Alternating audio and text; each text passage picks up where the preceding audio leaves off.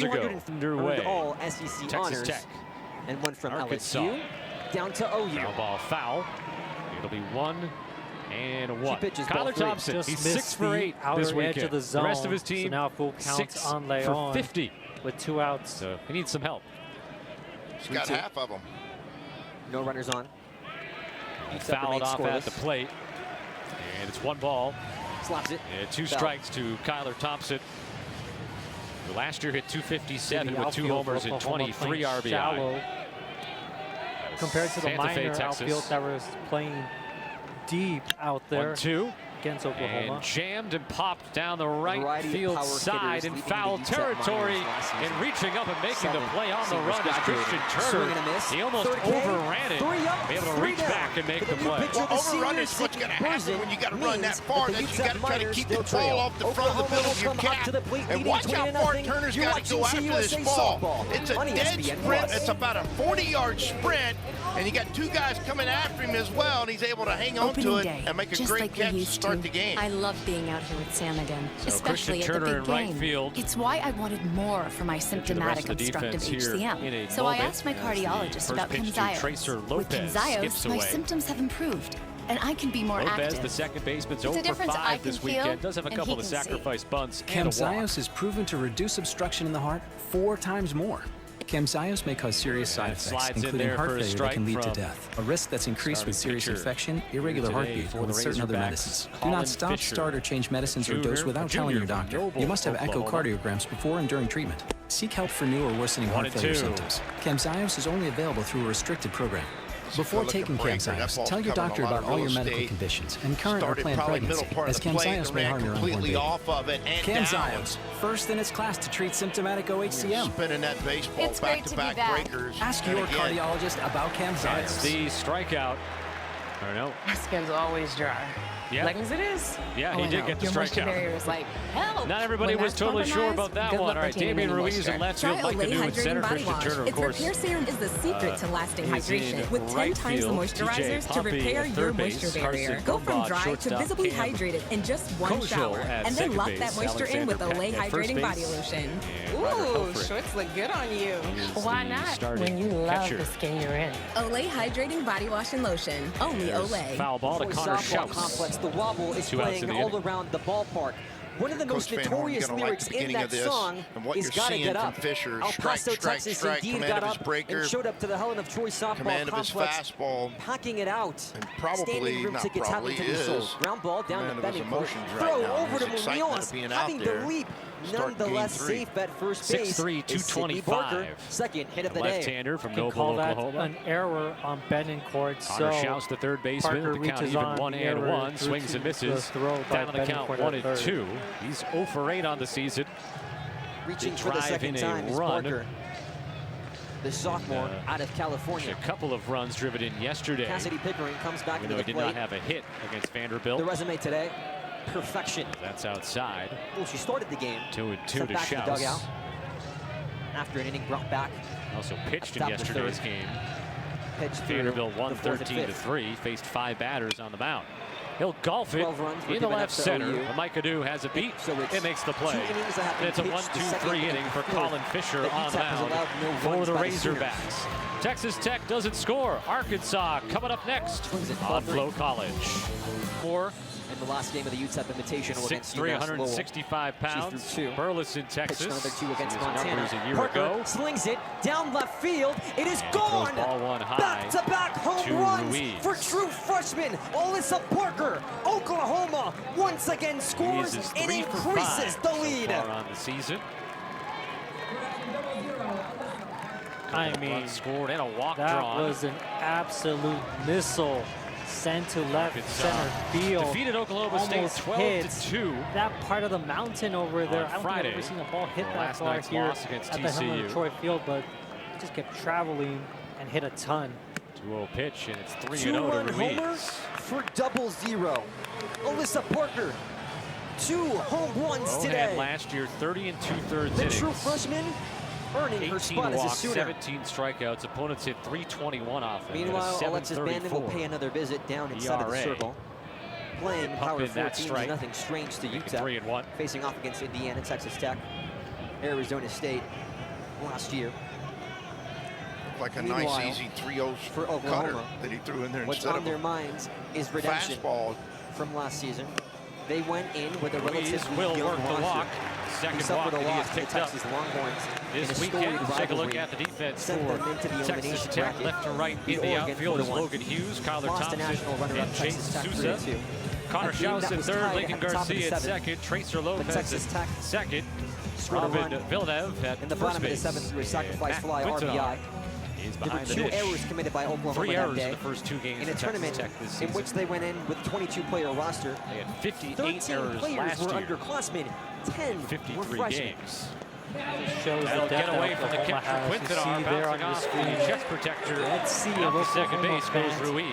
Taking part on the left side of the that ball hit the dirt, and Ruiz was gone. He was no hesitation reading ball in dirt. Credor.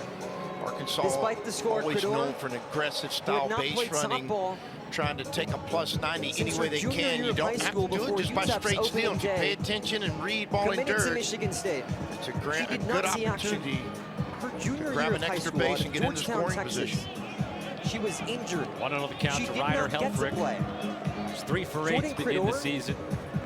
Will now be pitching against the 4th best team in the nation, Oklahoma. And in 3. 2 home runs on Friday against Oklahoma State. To a Power 4 school. Not seeing any playing time. 1-0 pitch on the way. The state runner-up in 2022 outside, has a chance to live her dream. Helfrich Jr. from Discovery Bay, California, hit .305 last year and made 56 starts. Typically a first baseman 61 but gets the call games to take the 65 mound out Razorbacks top played. of the fifth.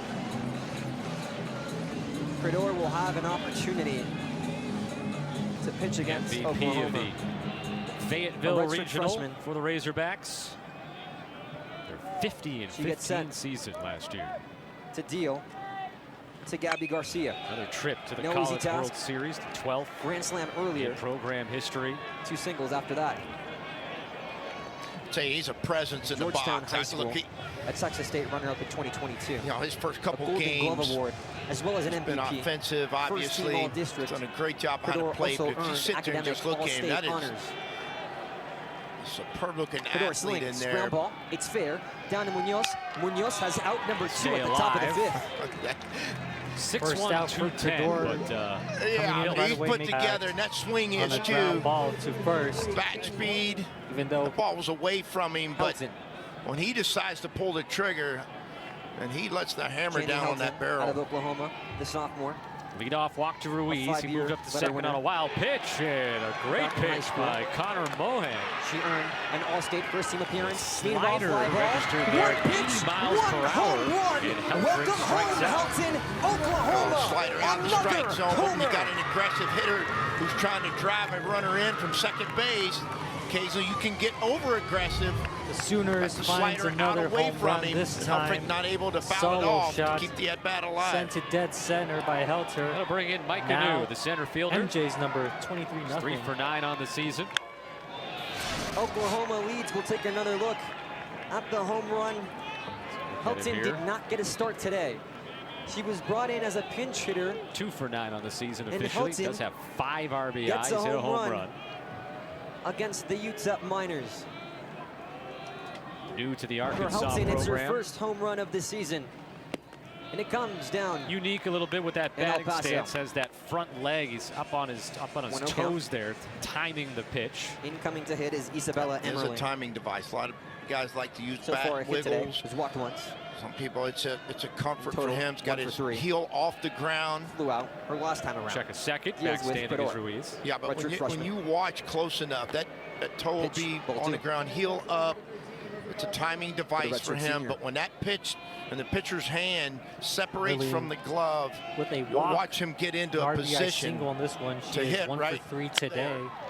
Sharp ground ball. Nice play on the backhand by Connor Schaus. Throws across the diamond to get Mike Canoe at first base. A smooth play by the third baseman. The Sooners trying to make sure that was scorched too. He got after that baseball as it was hit hard. 3-0 for Emerling. Right, Schaus does a good job. Say they've scored his feet set up in a proper way, making a good, accurate throw across the diamond. And today's game.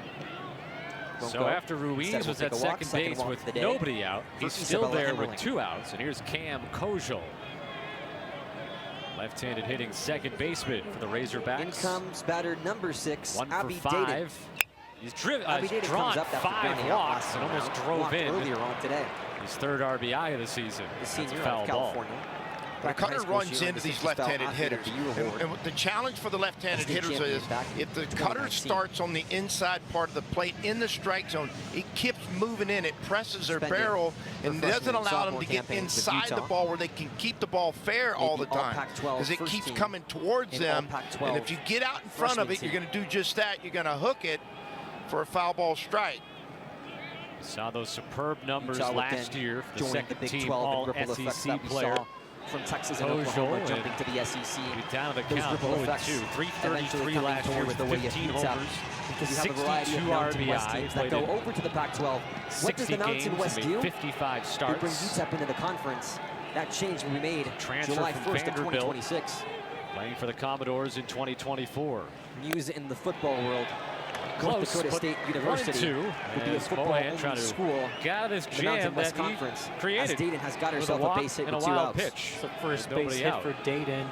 Got hit by a pitch one of the greatest reminders to a pitcher when you get in these moments. You're 1 pitch away, 1 quality pitch away from getting out of it. Popped up. Runners foul territory. On first and second. Shouts in front of his dugout. Now it carries back out and he makes the play. As it tends to happen. That ball gets, even with the roof closed, the ball just comes back towards the field of play. And Schaus able to grab it. It starts coming back. Catches it, bobbles it, catches it again. Retire the side there, the Red Raiders do. No score after 1 full inning. In Arlington. The Arkansas dugout by head coach Dave Van Horn. And coach, you've got Colin Fisher back out there for his second inning. A 13-pitch first inning. What did you like from your pitcher there that first inning? Well, that's what he does. He fills up the zone. He's all around it with a good mix. We know they're going to make contact. Gets on through a walk. And we're usually, again, bases loaded for Oklahoma, 3rd or 4th time this game. When in the scrimmages and when he pitches, it's a lot of strikes. Still determining to get some runs. Coach, obviously we've talked about y'all's huge following, and you guys play in front of tremendous crowds at home. But last night, 25,000 people here to watch a college baseball game. But as a coach, what does that give you a chance to learn about your club? Well, you know, obviously playing in this environment is amazing. Situation. That many fans, and a lot of them are our fans, and it's good to just see them relax and play and get used to it a little bit, and hopefully feed off it. At the circle, she'll be substituted. All right, thank you, Coach, for your time. Best of luck here in this one today. Okay, thanks, guys. See you. That's head coach Dave Van Horn, his 24th year as Arkansas's head coach, 935 wins. And his pitchers so far, Colin Fisher, 4 up and 4 down as you look to a lot of the Arkansas faithful. A little bit harder to pick out taking on Texas Tech. Different shades of red, but there are a lot of Razorback fans, and I know because the hotel is infiltrated by them. Yeah, pretty small sample size. I got up at 7:15 this morning, and they were already down there getting breakfast and getting ready, tailgating, whatever you want to call it. But how about the tribute they paid last night to Coach DeBryan? Look, I'm going to take a second. I had a chance to go down with a bunch of former Arkansas players that we played against, with Eklund and Randy Bob, and Courtney Paul, and a bunch of guys from the Arkansas, you know, X's. And Coach DeBryan was in the suite, and I got a chance to visit with him. One of the true heroes of college baseball. What we see today, the platform was set by those men back in the day in the golden era of college baseball. Coach DeBryan just recently inducted into the Hall of Fame, and last night a huge tribute in front of 25,000. Well-deserved and an unbelievable moment for him and for all of us. Lincoln Garcia on the outside of third and foul. TJ was brought in to save the Miners from avoiding a grand throwing it wide, but he knew that ball was foul. Loaded jam. Last night attendance officially at 22,384. Send it to the Miner offense in the bottom largest college baseball attendance here at Globe Life. Malloy has been here before. Field. Yeah, a friend of mine told me one time, don't let the truth get in the way of a good story, so I'm sticking with 25. I'm sticking with it. Yeah. You're rounding up. I'm sure some people snuck in somewhere. Swing and a miss. Garcia is the second strikeout for Colin Fisher. 5 up and 5 down to begin this one. That team who was hungry. You heard Coach Van Horn talking about in the inter-squad games that the games get going, your defense gets going. And what he means by that, too, is the pace of this. You see the depth of that breaker start above the strike zone and go below it. But he grabs the baseball, gets on the mound. Here we go. And you know he's throwing strikes. As an infielder, you're not stepping in, you know, 150, 160 times just thinking it or hoping it might be a strike. This gentleman right here is getting after that strike zone.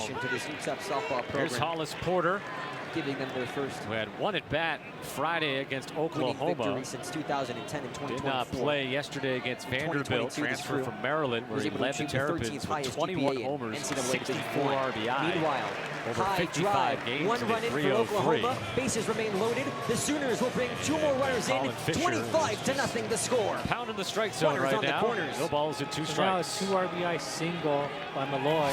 Sends it out there to the right. Let me tell you what else he's pounding. He's pounding that outside half of the plate and just off the edge with that left-handed breaker, particularly on these left-handed hitters.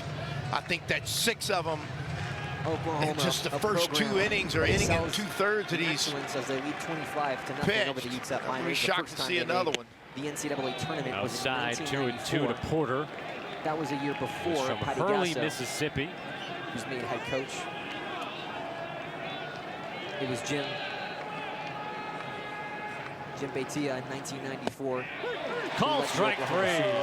3rd strikeout for Fisher. 15 losses. And 1, 2, 3 for the 2nd consecutive inning. So Fisher is rolling along. We'll see if Connor Mohan can do that on the mound for Texas Tech. We come back here to Arlington in a scoreless game. And hitting, you know, dropping bombs left and right, and a guy for Oklahoma State that's got to do that. But for Tech too, they've had a bunch of singles, but they've got to get that power opened up a little bit as well. Leading off is Alexander Peck for Arkansas. He's had 1 at bat so far. 2 outs. Pickering on the season. At the plate. It came yesterday. True freshman from Franklin, Tennessee. Now has the Connor green light. Mohan, and Mohan has his 2nd strikeout. And he's retired now 4 in a row after the leadoff walk to Damian Ruiz in the first inning. Number 14, bases loaded. He sure has. I mean, he's been able to execute on the outer half of the plate. 26-0. Top that of the 5th. Cutter slider to the right-handed hitters to keep them off balance. Now, but still, get them to start to chase off the plate. Offense here in this top of the 5th. And here comes true freshman Alyssa Parker. Steps Carter. Past 2 appearances, home runs for Oklahoma. And that's strike 1 from Mohan. Ball 1. Last time these 2 teams faced off, it was at the 2021 UTEP Invitational. This is their first matchup on February 11th of that year. Chops it up the first base Oklahoma side. Who won 29-0. Second time around, Oklahoma took it 21-2. What's interesting too, the trend in the second weekend of play for the Sooners so far has been ending it early. It's got a 94-mile-an-hour played over at the Troy Cox Classic. Only seen 2 of wins against Montana, against NMSU, it's Minnesota, Bar's first career at bat right now. UTEP entered the game True with momentum momentum. from Midlothian, Texas. A win over the Bengals. Right down the road, by the way.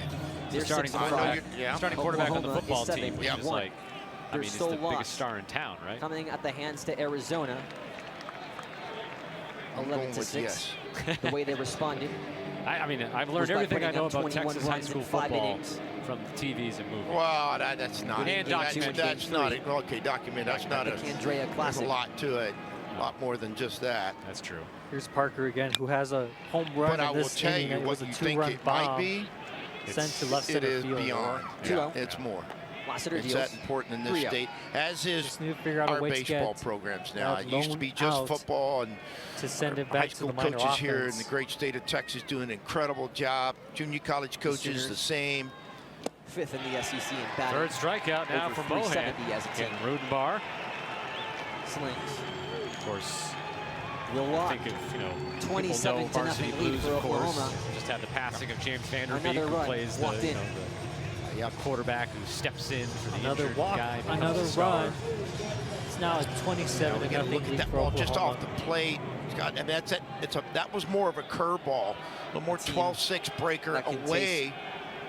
Their 7th straight from win. Rudenbar, but so far, Moyne's been able to keep the ball away from him. He hasn't gone in on anybody. Most everything has been sliders, breakers, in February 2025, and cutters away, and then occasional fastball. Softball women's national had the leadoff walk, but so she's now retired 5 in a row, including 3 strikeouts, facing off with TJ all the way to third baseman for the Razorbacks, who's 2 for 7. The Olympics. With an RBI so far on the year, hit 348.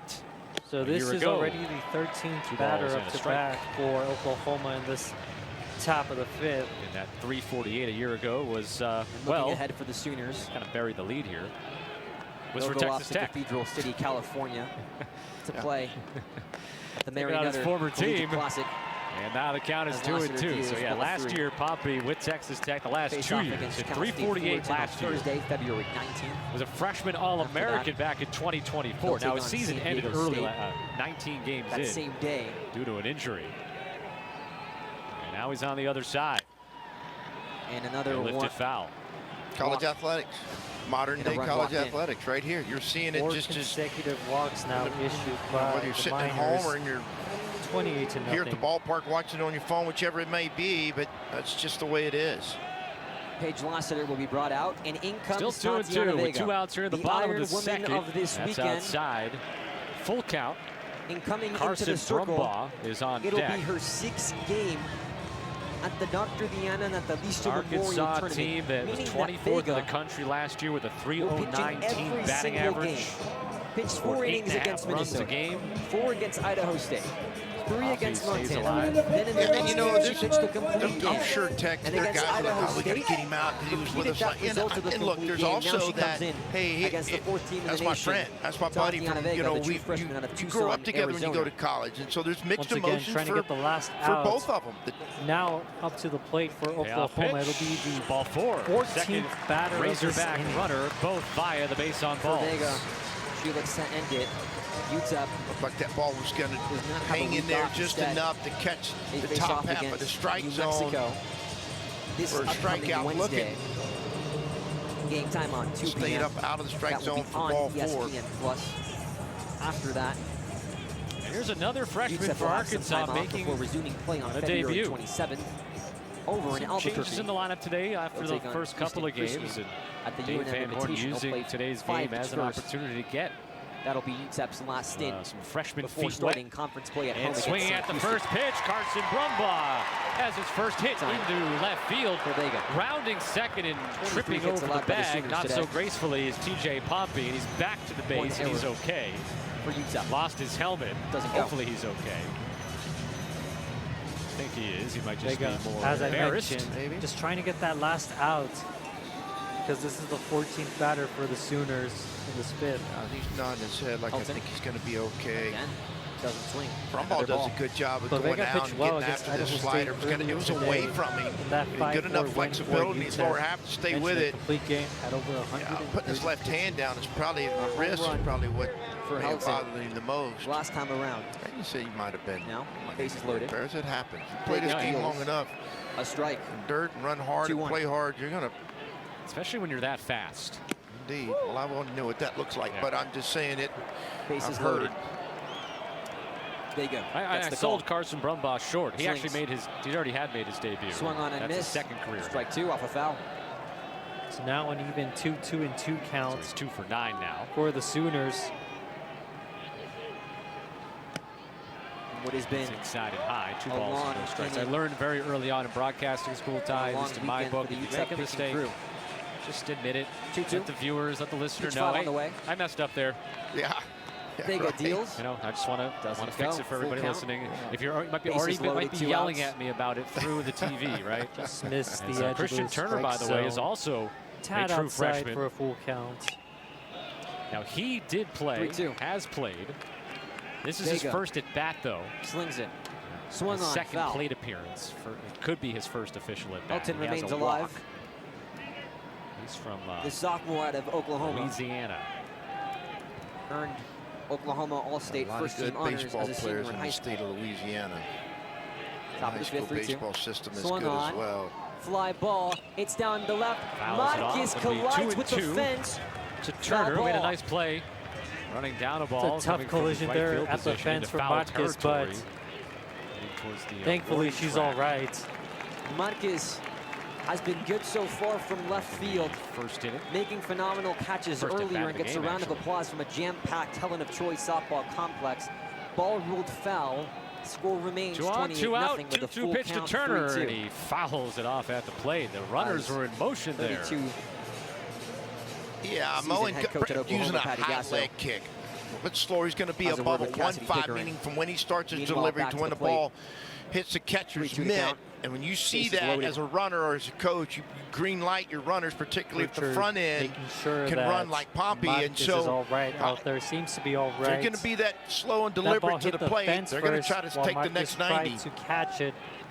2-2 again. Runners don't go this time. Ground ball on the right side. Playing deep over there is Tracer Lopez. Has plenty of time to get Turner at first base to retire the side. A 2-out walk and a 2-out single, but both runners left on base. We played 2 full at Globe Life Field. Razorbacks and Red Raiders. 0-0 field by Matt Quintanar, and back on the track making the catch is Micah Dew. And that's 7 up and 7 retired against Colin Fisher. Home run for Abby Dayton.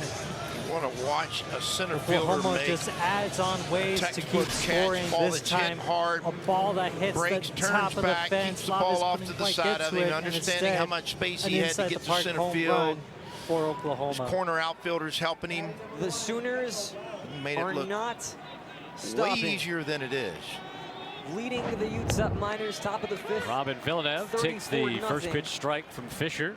Wells. Villeneuve, the first baseman, 1 for 5 on the season. A couple of walks and a run driven in for Wells last time. Takes a strike. He was walked 365 last year with 12 homers and 49 RBI. Is a strike. Played 2 years ago at Tennessee. Las Vegas looks to end it. Preseason all Big 12 selection. Every single game of the Dr. Diana Natalicio Memorial Tournament. 1 ball, this is 2 game strikes. number 6. Chase Sousa on deck. Completed one against Idaho State. Back to the top of the order, Kyler Thompson. That's down to right. Villeneuve fouls it off by himself. Leon, meaning the top of the 5th ends. UTEP will go up to the plate at the bottom of the 5th. It's Oklahoma leading 34-0. You're watching CUSA Softball on ESPN+.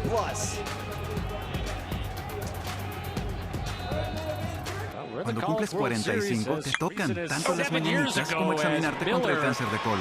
La prueba de Colobird es para personas de 45 años o más con riesgo promedio y no riesgo alto. Pueden darse resultados falsos positivos y falsos negativos. Pide Colobird a tu médico o en línea. Colin Fisher luckily got out of the way. Say what, it's coming at you fast, and he gets up out of the way. You'd be surprised how quick the human body can move when it has to, but watch how quickly it gets to him. 4 pieces of Italian cheese bread topped with buttery garlic drizzle too. Fortunate young man, and this is a good timeout. Look at you. I got it. I'm good. This is a great timeout, though. The catcher goes out. Let him catch his breath. Be focused. And calm down. Look, I don't care who you are in this room. If an object comes at you at 107 miles an hour, your heart rate just went through the roof. Everybody knows that feeling. 100%. And so right now, now you can switch to T-Mobile in just 15 minutes and get a new iPhone 17 on us. Take a deep breath. Go into my set position. Hello. Can you play in the NFL? No. But with the Old Spice NFL collection, can you smell like you play in the NFL? Yes. I'm the coach now. The batter, sophomore. Old Spice makes you smell powerful enough to throw a touchdown around the planet and back to yourself. His first appearance Except now the ball is signed by you, and it's worth a bajillion dollars. Time out. Listen. Is that the smell of other men wearing your name on their 35 games due to injury last year. Yes. Touchdown. Now you smell like a football man. 6 for 27 at the plate. With a double. Texas showed up and showed out, jam-packing the Helen of Troy softball complex to watch a historic program. And they did indeed witness history. Fisher, Oklahoma is leading 34-0. And with 34 runs, easily up to second as that ball goes away from the runs by any team so Sousa in 2026. Swipe with second.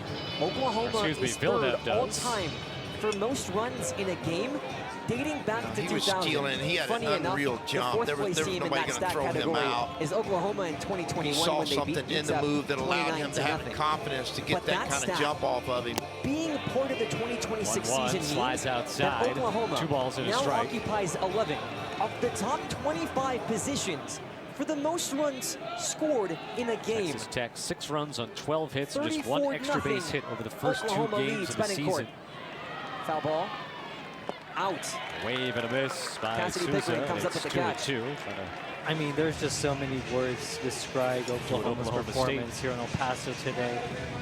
Dominant earlier today against Vanderbilt. Many words. At the bats wake up on watching Sunday. Here or watching at home. Get a win before it's a program that is hungry home to Lubbock for its 9th World Series championship. 2-2 pitch, and Fisher with strikeout number 4. To a wrecking crew when they came into the SEC. It's kind of unfair. He's been throwing a breaker at 81, 82 mile an hour in a tournament championship on the outer half of the plate. This one he peels it back about 2 mile an hour at 77 and gets Souza more out in front of it. But again, you get another great look at the depth of it. That ball crosses the plate higher than comes all the way across it. We saw the addition of 9 those left-handed hitters, it's just hard on them. Fisher's strikeout high last season was 6. Increased the budget in 3 innings against Missouri State. He's already into 3 2/3 today, so it's his longest outing. It's one of the best in the United States. Retired after that R1 status came in December of 2018. As a freshman against James Madison. A 6 strikeout game against Oklahoma State that year. Being remembered today. Facing off the top of the order right now, Kyler Thompson. The 4th annual tournament. Villeneuve at first base. 1-1 the count. Pitch, sent, strike 2. Off-speed pitch there. It's inside and low. For the full count. Thompson is 6 for 9 on the season Garcia, who flied out her first time up. Foul pop-up. Garcia. Down the right field line in the first inning. Hit of the day. Makes contact. Fly ball. That's going to go to shallow right. Caught by Parker. Bring home a run with 2 outs. 2 outs. So now the Miners down to their last out. That's strike 3. Yeah, up on the scoreboard, they had it as 2-1 up on the big jumbotron. But it was 1-2, and that's strikeout number 5 for Colin Fisher. And we played 2.5 innings now. Still scoreless between the Red Raiders and the Razorbacks. She batted .225 for 9 hits. No score as we go to the bottom of the 3rd inning, and being joined by Texas Tech head coach Tim Tadlock. And coach, we've seen Carter Mohan on the mound for a couple of innings here, working around a little bit of trouble, a couple of walks. What have you seen from him over his 2 innings thus far? Most patients achieve remission at 1 year, and some patients saw visible healing of the intestinal lining. Coach, I know serious allergic reactions you a long and increased time, risk and I of know how infections much you and liver love to problems may compete occur. and play Before against the treatment, your best. doctor should Like, check a you lot for of infections programs and stay at TB. home Tell your over the doctor if you weekend. have an infection, They find flu-like some people, symptoms, maybe or they if you can need go a vaccine. schedule that Healing they feel is like they're possible confident with that they're going to Tremfya. have a chance Backed to by beat, over but 15 years you get of right in the clinical middle of research. it in this Ask your tournament. Tell us the doctor reason about why you Tremfya choose today. this kind of competition to opening weekend. What's his deal? Well, He said the Metro first thing with no is, activation fees you know, and got the new Metroplex, Samsung obviously, there's a lot A17 of 5G Texas for Tech free. people over here. With one line to of be able to unlimited bring 5G for just our $40, program over here period. and share it with Get those that more for people your money is feeling. important Only to at us. Metro. The NBA, obviously, you get a lot of feedback too from that game. And right now, this season is unpredictable. All right, Coach, thank you so much for your East time. is wide open, Appreciate it, while the West challenges the Thunder. Tim We know this Tadlock, rookie his class 14th is season special. as Texas Tech's head coach. This MVP race is Texas tight, Tech graduate. and this crew is the Goes best. again on 500 wins as head coach. So for Inside, Primetime, Showcase, career as a Finals, head coach, and everywhere in that is. between, there's one place to call home. You got Damian Ruiz leading off here for the Razorbacks. Walk 2 in the outing for Mohan in the first, and now walks again. 3rd walk issued. If that doesn't get your Connor golf Mohan. hormones raging, I don't know what will. You start to play with fire when you take a lineup like Arkansas's and you walk the leadoff guy eventually. I mean, you could.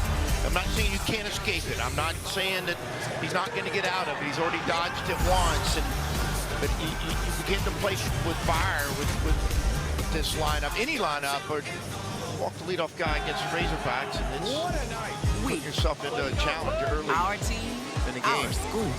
Ryder Helfrich will be the batter due, but and for first all the that's around. battery combination of Mohan and Players making Quintanar it happen.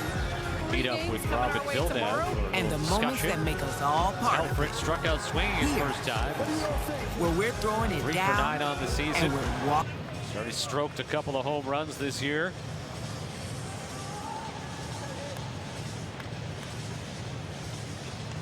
Tim Tadlock, obviously he's going through strategy here and where to place the outfield, and right now they are straight away. Not quite medium depth, but now I guess I'd say left field is definitely deep. Center field, of course, it's 407 to straightaway center here. And Kyler Thompson is out there. Ryder Helfrich, 1 strike on him. Damian Ruiz at first base, and Helfrich lines a rope into left field. 1 hop in front of Logan Hughes. Ruiz diving into third. The ball gets away, and moving up to second is Helfrich. Probably goes a single and move up to second on the throw. Aggressive base running. First of all, it's a great swing. A cutter in the middle part of the plate, allowing him to get the barrel to it. You let a dangerous hitter like Helfrich get to it, and he does. Pulls it to the left field. But on the swing, Ruiz, I mean, he has got his foot on the gas the moment the ball's hit, challenging the left fielder to try to throw him out, maybe off a scouting report, whatever it might be. Helfrich, at that point, makes his strong turn around second base, going halfway, sees the bobble, and ends up at second base. So 2 in scoring position, nobody out from Micah New. Ran out to third in the first inning.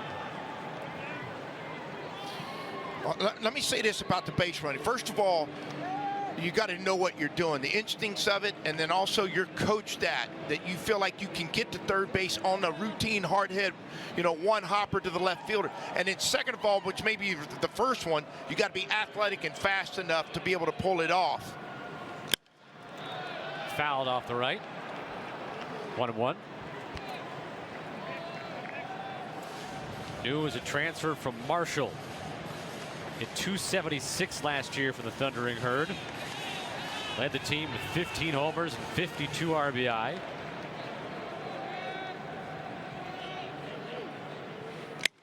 And to third, Schaus will look the runner back to second. The run comes home to third. Schaus, though, has done a good job twice on the backhand there at third. He's made smooth plays. RBI ground out for Micah New, and that's his 6th RBI of the season. Yeah, look, this is a great play by Schaus and a great play by Ruiz, the runner. That ball was hit hard enough that you would freeze as a runner at third base with the idea that you could get thrown out at the plate. But he does a good job, gets a great break on it, and Schaus does a good job. You mentioned it. Checked the runner at second, came up, and had the presence of mind and the ability to throw a strike across the field to the first baseman. And now Helfrich taken off for third. And it's fouled by Cam Kojal. Yeah, that's a mistake by Kojal right there, swinging. That bag is stolen. He had a tremendous jump. Helfrich did off of second base, was going to stand up at third base and be in scoring position with less than 2 outs. But he saw something. He was locked in on the pitcher, saw it, thought he might be able to drive it through the infield. Helfrich was about to be 3 for 3 stealing bases this season. It'll be 1-1 to Kojal, who had a foul out down the third base side. That Schaus made a nice play on that as well, as he went all the way to his railing for his dugout and had as the ball faded back towards the field, he was able to adjust and make the catch. That's strike 2. Well, let me make sure I say this the right way. Coaches get upset when a hitter sees it. He can kind of see that the guy has the bag stolen, but your mindset is hit. Yeah. So it's easier said than done, but it's part of the game if you can see it and recognize it in time. 1-2, runs inside. 2 balls and 2 strikes. Mohan walked a batter in the first. There's a leadoff batter, Ruiz, stranded him at second.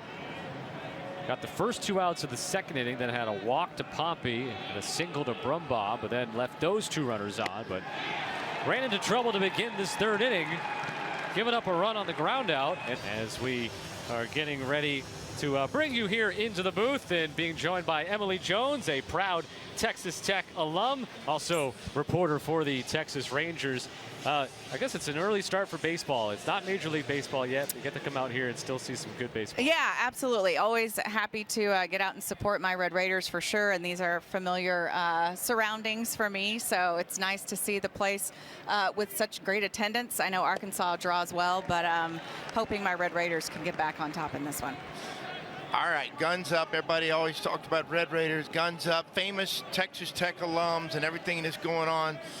You know, for the announcers up here, we're going to put you ahead of that guy that plays quarterback from Texas Tech, Mahomes, right? We're going to go ahead, since we're on the announcing side of this. Let me tell you something. You're the only person that would ever put me ahead of Patrick Mahomes, that's for sure. As an alum, super grateful for that guy, the exposure that he's brought to our university, to our programs athletically, and just the good work that he does for our university, and the awareness that he raises for Texas Tech, for sure. You know, it's interesting. You said, a lot of professional athletes, once they leave their colleges, they become their own entity with the professional side of it, right?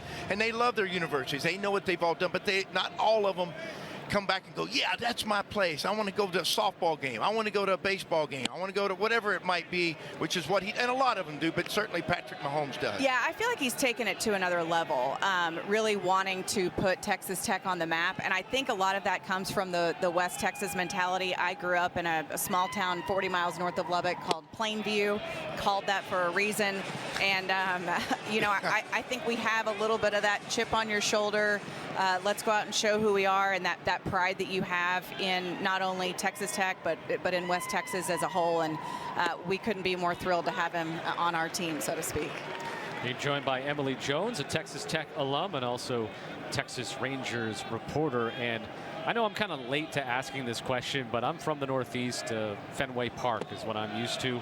And when they built this place, I'm like, why are they building don't they have a fairly new park already? We did. But what was the main reason this place got built? Well, I'm not sure if you're aware of what Texas summers are like, but I've missed the summers just yeah, by this much. I had 2 pregnancies in the old ballpark, and I said when we moved over here 5 or so years ago that it added probably 5 years to my life. It became so difficult to enjoy baseball in that environment. It's beautiful. It's a cathedral. I mean, you can still see it out the windows, but I think for the fans to be able to experience it and enjoy it, they had to build a retractable roof to control the climate, to get more fans to be able to enjoy those games, especially in the summer when the kids are out of school, you know, to be able to enjoy it and take in Texas Rangers baseball. And I, for one, am not complaining, and I always would challenge people when we were building this place, why are we building it? And I would say, you know what, you go out in mid-July and you go out and sit in left field, and you let me know if you can handle it over there at the old place. And so it is beautiful, but I wouldn't trade this place for anything. I know everybody else probably knows this, or maybe tell us how you landed in this industry. How did we land in this? Yeah, my dad raised my sister and I. We grew up watching sports together. That's how we bonded, and went to school at Tech, worked for 6 years in Lubbock at the NBC affiliate there, and then made the move to Fox Sports Southwest, which is what it was back in the olden days, and developed a relationship very organically with the Rangers organization when I began covering them closely in 2005. And then after I had my second child in 2013, I began working just exclusively for them. So 13 seasons working for this team, developing a love for the game of baseball, for this organization, for the people that make it up, their families, and it's been amazing. All right, so growing up watching sports with your dad. Yeah. Number 1 sport was? Dallas Cowboys football. Of course it was. Without question. The 3 o'clock game on Sunday. Without question. Yeah. Always. No, yeah. And that was before you could see a lot. Fun fact, my godfather is Mike Hargrove, who the human rain delay, and the rookie of the year for the Rangers in 70-something. So I had some ties to baseball. I wasn't really a baseball girl, though, until I started covering the Rangers. I did cover Tech when I was in Lubbock back in the Larry Hayes days, and you know, really developed a love for the game, fell in love with it, quite honestly. in this organization, and I wouldn't have imagined going this route, but I couldn't imagine it now any other way. Larry Hayes, what a beauty of a man too, right? What a special guy. So amazing. I loved Larry Hayes. I was blessed with a lot of great coaches early in my career in sports. Colin Fisher will flip that to first base to get Logan Hughes. Connor Schaus, who'd walked, moves up to second base. There's 2 outs in the inning, runner in scoring position. So a chance with 2 outs here for Lincoln Garcia to maybe drive in a tying run for Texas Tech. And we let him know that Emily's up here in the booth. Yeah, let's go. Get it done here. Absolutely. Yeah, we had Larry Hayes when I was there, Mike Leach, Bob Knight, and Marcia Sharp. Think about that. Think about how much fun that. Think about the personalities in each of those sports. I learned a lot, and I developed some really thick skin. You're happy with basketball last night, I suppose, right? Absolutely. Absolutely. What a great win. And Grant McCaslin's done a fantastic job. It's just really a fun time to be a Red Raider with the alumni and our leadership pouring so many resources, financially and otherwise, to make sure that as this changing college landscape continues to evolve, that we are in the mix. It's helpful in this day and age, as you very well know. It's always been a resourceful driven, idea to be able to have more resources, better facilities, whatever it might take from a recruiting standpoint. Now the NIL or rev share, however you want to look at it, or all the above, is a huge part of this. Yeah, and I think a lot of that starts with, who you're getting to run your programs, and I think Joey McGuire does a fantastic job with our football program. Tim Tadlock actually was my husband's junior college coach for 1 year at Grayson. At Grayson. He was, yeah. It's they're great dudes, and I think it's a unique culture in West Texas, and you have to find the right people to run those programs, knowing the culture that is West Texas. And I think that Kirby Hocutt and our athletic administration has done a fantastic job identifying who those people are and getting them in the right positions. So your husband was a junior college baseball player? He was. Yep, he'll tell you all about it. Well, one of these days he can't. I was a junior college coach too. Okay. It's one of the greatest times of my life. Yep. I truly, Coach Tadlock and I and Skip Johnson, okay, all three squared off against each other growing up yep, as, snotty-nosed junior college coaches, and it was a lot of fun driving around in vans and eating, yep, bologna sandwiches and all the above, right? And yeah, we felt like we were getting fed steaks in the middle of the day, but great time in our lives and a great way to get developed. Yeah, and I have a son who plays. He's 14, and just the lessons that sports in general can teach you. I feel like baseball just being a game of failure, it teaches you so many lessons, and grateful that my son has taken to it and has really loved it. And who knows how long he'll end up playing, but I feel like he's already learned at 14 a lot of those lessons that you hope they do. Well, Lincoln Garcia battling for a while in this at bat. Sliding play made by Mike Anu in the right center field gap to retire the side. Well, Emily, thank you so much for joining us here in the booth. Feel free to stay up, watch the game from up here if you want. Well, thanks, you guys. Appreciate it. Thanks for joining us, by the way. Nice to meet you in person. Absolutely. Nice to meet you as well. 1-0 Arkansas leads after 3.5 here on Flow College. In Arlington, Texas. Colin Fisher for Arkansas just got through his 4th inning. He's only allowed a hit and a walk, and he's got 6 strikeouts, tying his career high. Connor Mohan for Texas Tech through 3 innings, ran into some trouble in the 3rd inning, a leadoff walk followed by a single. Gave up an RBI ground out, but then able to limit the damage, getting a strikeout and a flyout, and leaving a runner in scoring position. So 1-0 is the score of this one into the bottom of the 4th inning. Carter Rutenbar leading off. He has the count in his favor at 3-0. We said it last time, you walk the leadoff guy, it can come back and hurt you, and they were able to score a run. What looked like maybe it was going to be a bigger inning for Arkansas. 3 balls and a strike. Yeah, Mohan was able to take it back to just 1 run. I mean, to minimize is the right word for it. At that moment, it was 2nd, 3rd, right in the heart of the lineup, and nobody out. 3-1 ripped into right field, and a base hit for Carter Rutenbar as Arkansas has had the leadoff man aboard in 3 of 4 innings. You got to love to watch good young swings. That's a physical young man. You were talking about his quarterback and his football abilities, but Dave Van Horn's more interested in that swing abilities. Let me tell you what, this little cutter lands in the middle, and look at this swing. I mean, he just short, direct, right to the baseball. Here's TJ Pompey, who walked his first time. Eventually stranded at second base. Swing and a miss. 2 for 7 on the season. The walk was his first this year. And again, the former Texas Tech Red Raiders was in Lubbock for 2 years. Was a freshman All-American back in 2024 when he hit .279 over 55 games with 10 homers and 49 RBI. Only played 19 games last year before an injury. Mohan has the count at 0-2. And that's into right field. And out of play. I saw this young man as a freshman, and he was about 10 pounds lighter than what he is right now, maybe a little bit more. And you could look at him and go, man, when this young man really fills out, he is going to be some kind of something special. And he already was, you know, even a year ago. But now he's starting to fill out that uniform. He's a good-looking young player. And strikeout number 5 for Connor Mohan after giving up the leadoff single. And that ties his career high in strikeouts. Struck out 5 April the 21st of last year against Abilene Christian.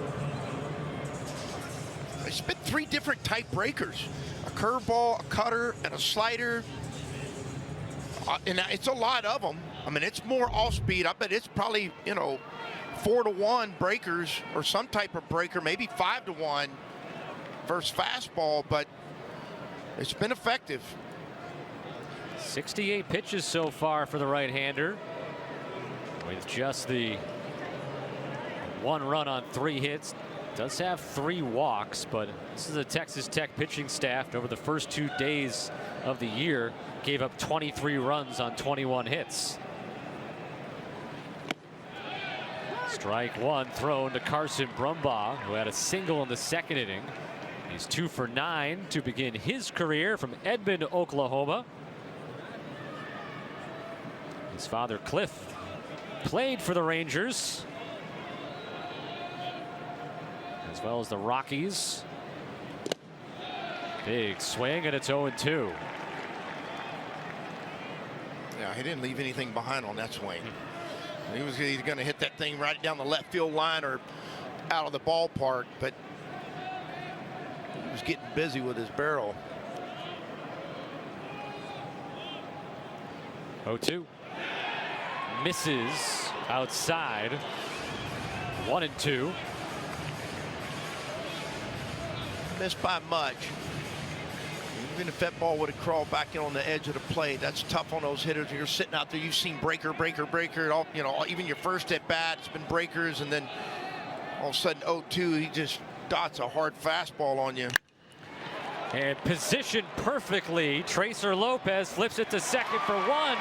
Then the throw got away from Robin Villeneuve, but then it hit the first base coach, and that may have helped keep the runner at first base. I got a lot going on this play. This ball was smashed. First of all, it was smashed by Brumbaugh to the second baseman Lopez, who does a good job of sitting on it, right? I mean, he's going to see him sit on it to make sure. Then shortstop comes up and kind of hurried, or see, kind of hurried on that throw, and then you're right, you just described the first base coach was standing in the line of it, catches him in the calf. May have prevented it from going in the dugout, allowing Brumbaugh to advance to second base. So almost a double play. Ends up just being a fielder's choice.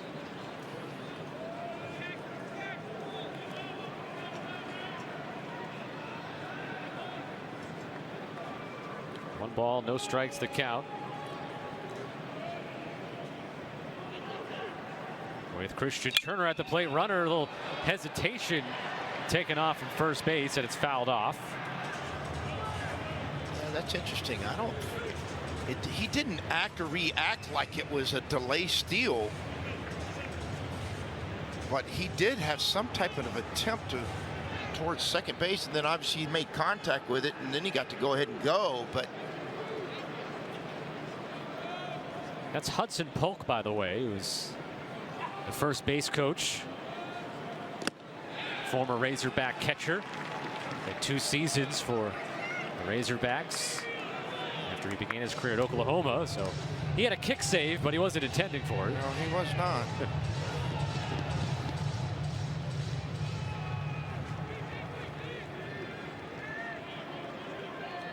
Brumbaugh at first base, Turner the batter. The 1-2, foul back to the screen. It's a good looking swing. He went pull side the first time with a couple, and then sat back long enough, just fouled that back. I know it was a foul ball, but there's information in foul balls too. That information being if you're right on it, you foul it back hard. That's exactly what he just did. That means your timing is set up for what that pitch was. Blocked in the dirt. Runner goes for second, and getting in there safely is Brumbaugh. The ball skipped in front of the plate. This is a great read. This is the second time already this game that the Razorbacks have read ball in dirt. Watch, he shuffles out, watches the ball all the way to home plate. The moment that ball touched the dirt out in front of the plate, he was gone. You can't wait. You can't wait for it to get away from the catcher, or from the catcher, not the catcher, from the catcher. And he certainly does a tremendous aggressive read. And the count 2-2 to Turner. 2-out RBI opportunity here for the right fielder. And timeout called before this pitch. Looks like pitch comm issue. Yeah. Or glove issue. Okay. No, it's his pitch comm. Oh, yep. He's having a hard time with it. And now look, hey, coach, hit me with something. There we go. The thing will come out of there. Hey, every once in a while. I'm not saying he did this, okay? Because he legitimately has it. But you'll see some of those guys go, wait a minute, what? And then they're just trying to call a legal way of calling timeout. There's nothing wrong with it. I'm not saying he did that either. I'm just saying that is one way to do it. A smooth veteran. 100%. Might do something like that. Yeah. Count will now be full to Turner. Got the top of the order, and Damian Ruiz on deck for the Razorbacks. And he did, remember now, he went to his knees the pitch before because they went on the ball in dirt. And when you go to your knees, it can jar the earpiece out of fairness. Did you ever think, like 20 years ago, you could talk the answer about to this question is no. Before you go any further down this, it's no. Earpiece. What are we wearing an earpiece for? Yeah. 3-2 pitch. Fouled off. Well, that's your margin of error when you throw those breakers or sliders in to left-handed hitters is small when it's down and in, because if you miss out over the plate, most left-handed hitters love that ball down and into them to go pull side. Brumbaugh at second after he moved up on the wild pitch. 3-2 pitch to Turner. Ball 4. Fourth walk issued by Connor Mohan.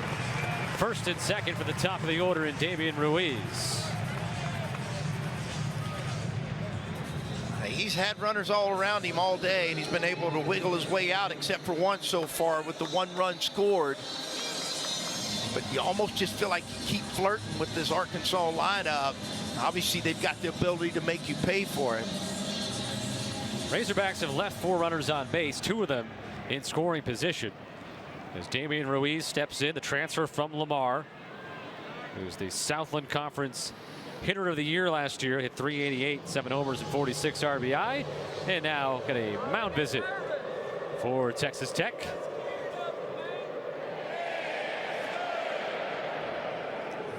Steve Foster's going to go out and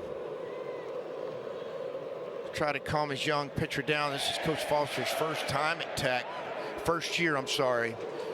Guy's a wealth, and let me tell you something. I've known this guy a long time. I actually made my last high school out as a baseball player against this guy. I popped up with the bases loaded. Trust me, I remember.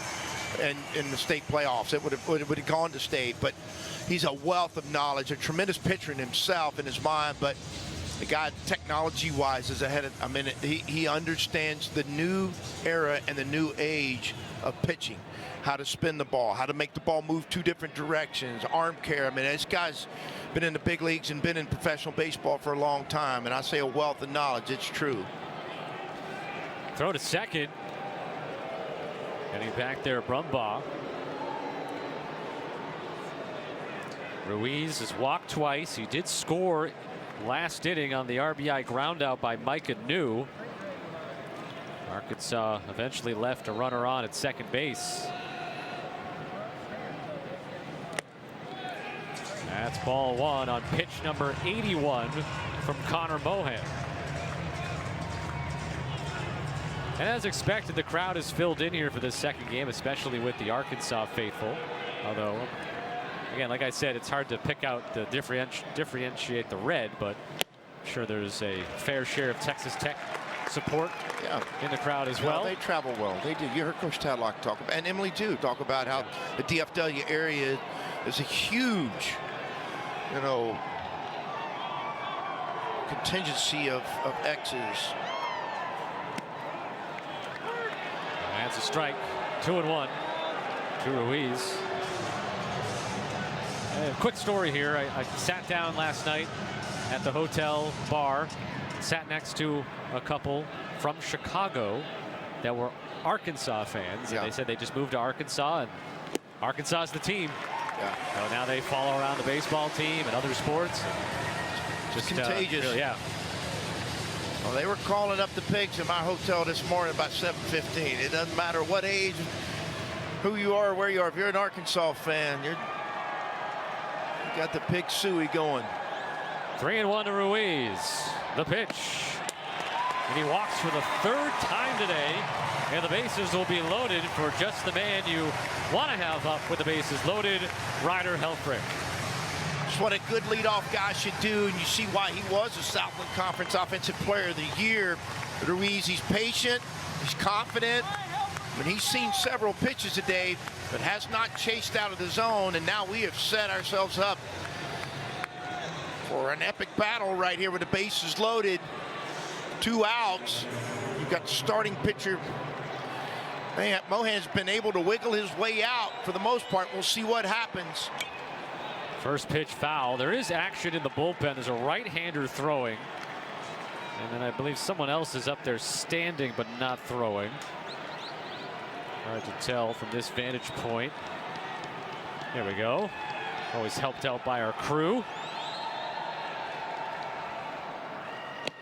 Big swing and a miss, and it's 0-2. That was Bryce Suter, by the way, the right-hander that was throwing for Texas Tech.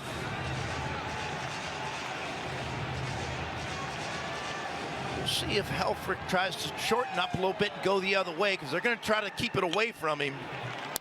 Fouls it the other way. That fastball was about a ball or 2 off the plate, trying to get him to chase, and he did, but he was able to get to this one and foul it off. Now it'll be interesting to see if he throws that cutter or slider off that same line, meaning that fastball away, whether he tries to run a cutter there and keep it running away from his barrel.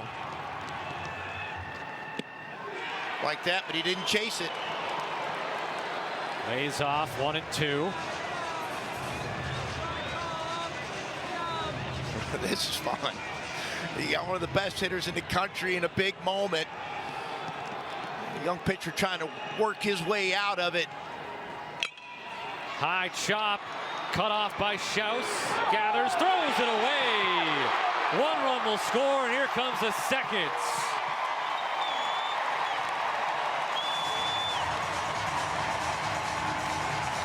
Well, Connor Schaus has been strong at third base today, but this throw with time gets away from him.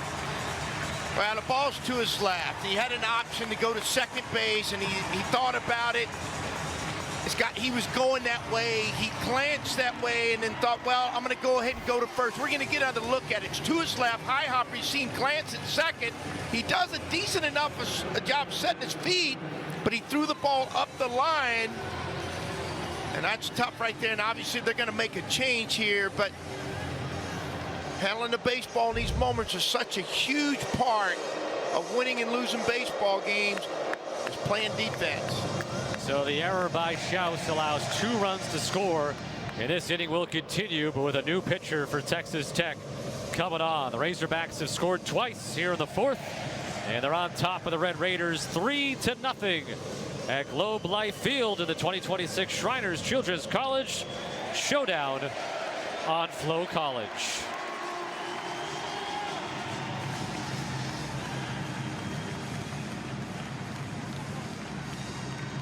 From Fort Scott Community College in Kansas, where he was 2-2 last year with a 3.42 ERA through 23 2/3 innings, struck out 27 over that time, and a couple of saves as well. He's from Centerton, Arkansas, out of Bentonville West High School, and he comes on to face Micah New with runners on the corners and 2 down in the 4th inning. Got to be aware if you're Tech right now, first, third offense. You got a good runner at third base with Ruiz. It's a tough to come into when you got Arkansas with some momentum coming off the air. The 2-out, the 2-run era. Blocked by Quintanar. Mentioned New, his great season at Marshall last year. Then he followed it up as the MVP of the Cape Cod League last summer. Played for the Falmouth Commodores. Led the league with 8 home runs.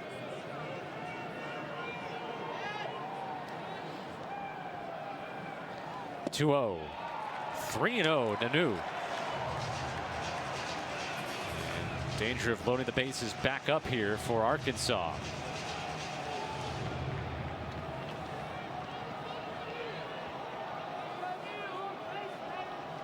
(3-0) on the way.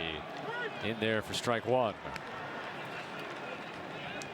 The coaches ask you every once in a while, you think, I'm going to come in the game in relief. I'm ready, I'm ready, I'm ready. And then they ask you to try to land a breaker to first pitch, and you spike it in the dirt, and you come back with another one. Just catch your breath, and he did. New lifts it to right center. Going back, Souza. He'll make the catch several feet in front of the warning track, but Arkansas scores a couple of unearned runs, a costly error from the Texas Tech infield, and after 4 full, it's Arkansas 3. Minute Maid, and had a first-hand experience with your organization and what you guys have done in the raising of the money. And you're right, when you're trying to do it for something and a purpose like this and how important it is. I'm proud as a baseball guy, as a college baseball coach. Outside of the job I've had, I only had 2 other jobs in my life, and that was a paper out and a baseball coach. But to be a part of this and partner with you guys has been unbelievable, and what you guys do. And I'm glad you guys chose college baseball to be around it and make that part of y'all's plan. Very much so. This is our 11th year in baseball, our 3rd year here at Texas Ranger Stadium. So. Do you ever get a chance to get out there and toss the ball around, take a few swings? Any BP? I did the first pitch 2 years ago. Let's just say it wasn't memorable. Well, it might have been memorable for somebody. Was it high? Was it low? Was it short? Was it wide? I think they called it a dribble in basketball. Oh, okay. So basketball is your sport. There you go. And so we just saw Colin Fisher strike out his 7th batter of the game, and now Matt Quintanar, the catcher, is up for Texas Tech with 1 ball, 2 strikes, 1 out, top of the 5th, 3-0 Arkansas. I mean, how about this? The Arkansas. I mean, every fan base brings people, but Arkansas, I mean, they fill it out pretty well here. They have an unbelievable fan base, and I understand they travel like this everywhere they go. Yes. Yeah, it's. Yeah, I'm convinced if they went out of the country, they're going to travel with them. I mean, it's just unbelievable, and what Coach Van Horn's done, and obviously they're proud of their Razorbacks anyway in all their sports, but their following in baseball has been unbelievable for a long time. I got a question for you. Are you, prior to all this, were you a college baseball or a baseball fan in general? Absolutely. I played league ball as a teenager. Yep. And but then when I went off to medical school and a surgical career, I didn't have a whole lot of time. Well, as a patient and as a person, I'm glad that you don't have a whole lot of time. I'm glad you're continuing with you on the surgery part of it, making sure it's all good. Or you're good at it, I should say. A long time ago, I was. And just overall, just looking at this event, I mean, if you could boil it down, like just your your favorite part of this weekend? If you had to choose one thing. It'd be tough, right? Introducing our patients to this crowd and getting our story out. Yeah. That's our biggest weakness, is getting our story out. So many people don't know about Shriners Children's. Yeah, we've had guests up here in the booth from each school, and obviously just learning about their story and seeing, you know, what they are able to do and hopefully what they'll be able to continue to do is great. We got 1-0 count here to Robin Villeneuve with Quintanar at first base. Villeneuve is singled. You ever done play-by-play before? No. You want to try? No. I need a break. Yeah. No? All right. I gave it a shot. Okay. I gave it a shot. It's really easy. I mean, watch. It's 2-0. The pitch from Fisher. And that's a strike. 2 balls and a strike to Villeneuve. Oh, the rest of the sports that you guys deal with. I mean, there's several of them, right? The other Worldwide Soccer with Comcast. Of course, you know, we have the second oldest tournament football in the East-West game, played right across the street. Yep. We are in collegiate female volleyball. Right now, we're putting on the collegiate female softball tournament in Clearwater at the Clearwater That's a big one. Yep. That's a big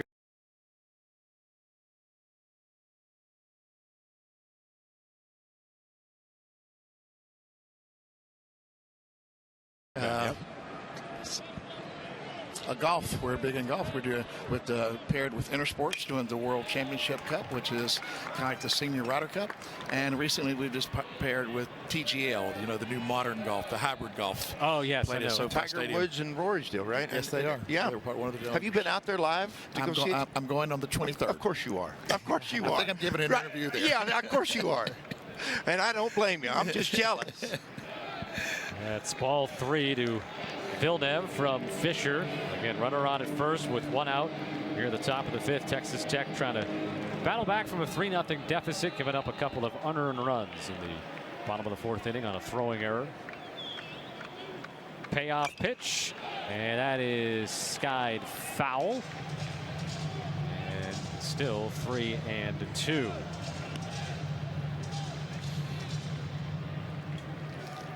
College team you root for? You can say it on air. Roll Tide. Well, maybe not so loud in this crowd with so many Razorback fans. Maybe I shouldn't have. Yeah, we'll keep it down. My wife's family is all Arkansas fans. Are they? Yeah. So you're the lone Roll Tide in the group, basically. The lone elephant. Is that what you want to say? Oh, okay. I like that. Yeah. Lone elephant. All right. All right. All right. You know, you talk about this Arkansas crowd. You know, I think we set a non-Ranger attendance record last night. Yeah. It was amazing. Over 22,000 were here yesterday. That is strikeout number 8 for Colin Fisher. Well, Dr. Leslie Stewart, thank you so much for joining us up here in the booth. I know you got probably some more people to talk to before this day is done. I do. All right. I think we're having a big check presentation in just a little bit. Awesome. All right. Thank you very much. Yeah, thank you for what you guys do, and Dustin Johnson too, by the way, which he went to the famous high school. This was his baby. He started this 11 I know, years ago. and he's so good at it. And he and I went to the same high school, and I'm crazy proud for what he's done and how he's doing it. So congratulations, thank you guys so much for what you do. Thank you for this opportunity. Thank you so much. It's Dr. Leslie Stewart here from Shriners, joining us here in the middle of this 5th inning. There's 2 outs, a runner on, and the batter due is Jace Souza. As Texas Tech is trying to string together something here, some hits. Just guys, gotta get some guys on base and find a big hit. Obviously only down by 3 here, so this game is far from out of reach. But with the way we know Arkansas can score and pitch, that sometimes the 3-run lead might be all they need. Fisher has been very good. 80 pitches now. No runs on 1 hit, over 4 2/3, 2 walks, and a career high 8 strikeouts. Souza fouls off the first one. That thing right there has been impressive from the very first breaker he threw today to that one right there. It has not changed much. I mean, the shape of it is still the same. His attack mode to it. He does such a tremendous job of attacking it, getting on top of it, and placing it right there. Pop up in the infield.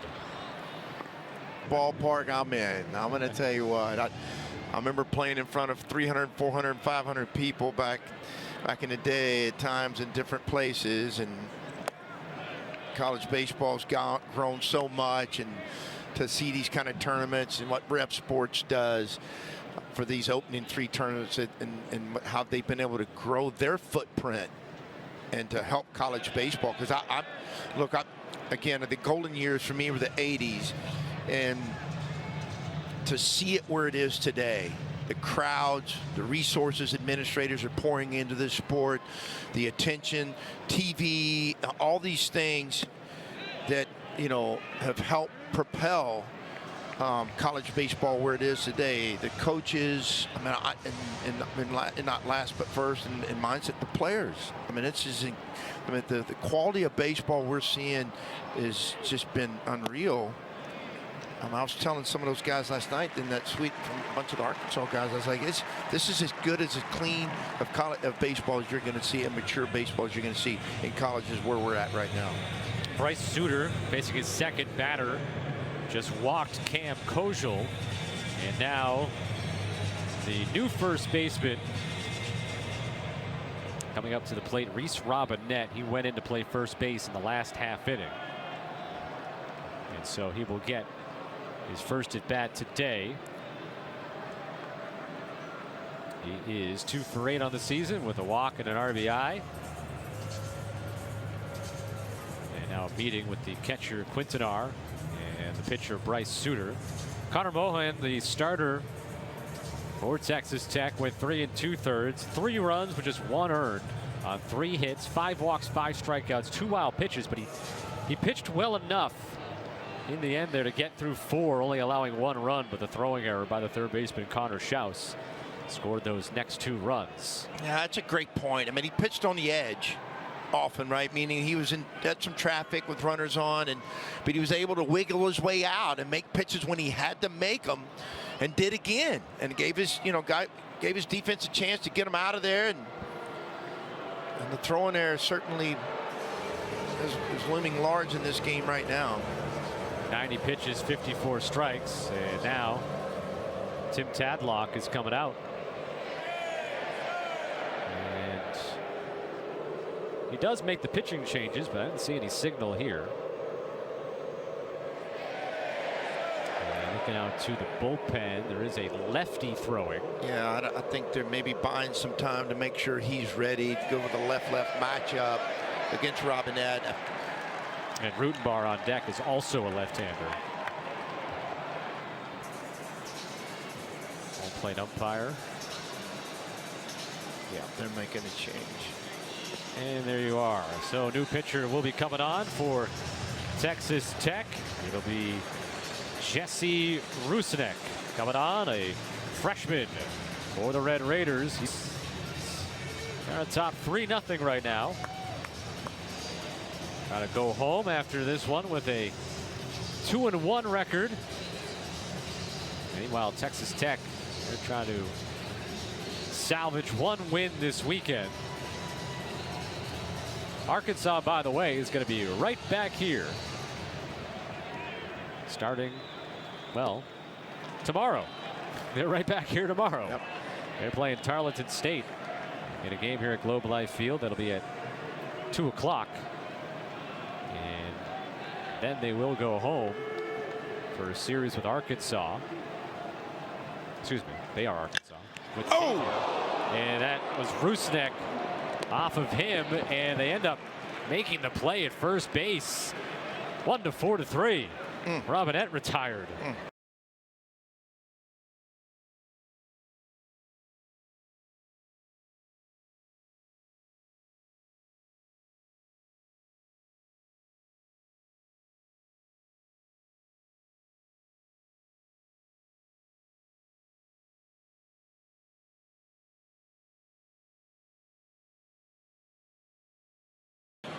Well, this one didn't miss him.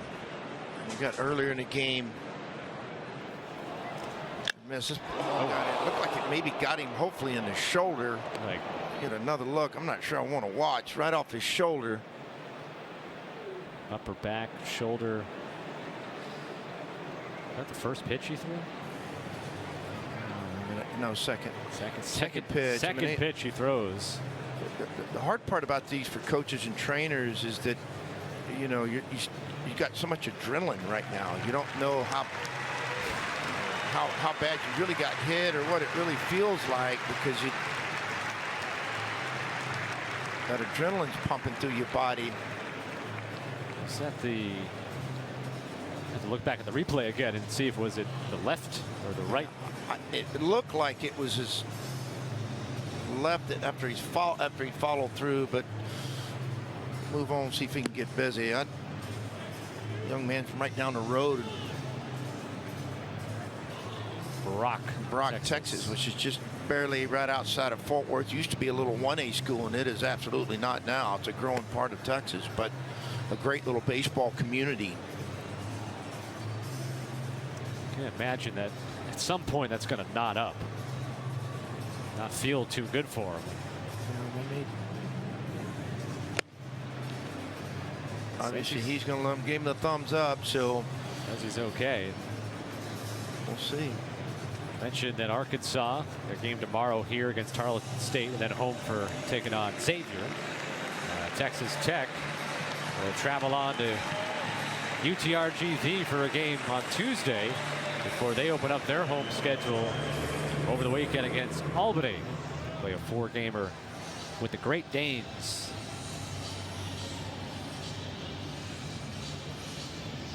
So after that, though, it was a 1-4-3 officially. The put out of Robinette.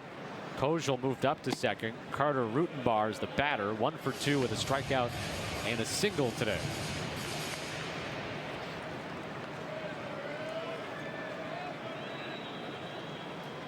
.529 in high school last year at Midlothian Heritage High School. I wouldn't be surprised if these two had squared off in the summertime. And all these showcases and travel games, and I'd be shocked if these two haven't faced each other. 1-1 the count. The delivery from the left-hander on the way. Outside and low. 2 balls, 1 strike. On deck is TJ Pompey. Razorbacks with 3 runs on 3 hits. They have left 6 runners on base so far. Texas Tech, no runs, 1 hit, 1 costly error. And they've left 3 on. 2 balls and 2 strikes here for Rusnak.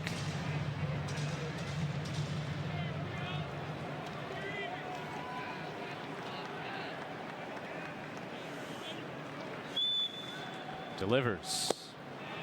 Below the knees, full count.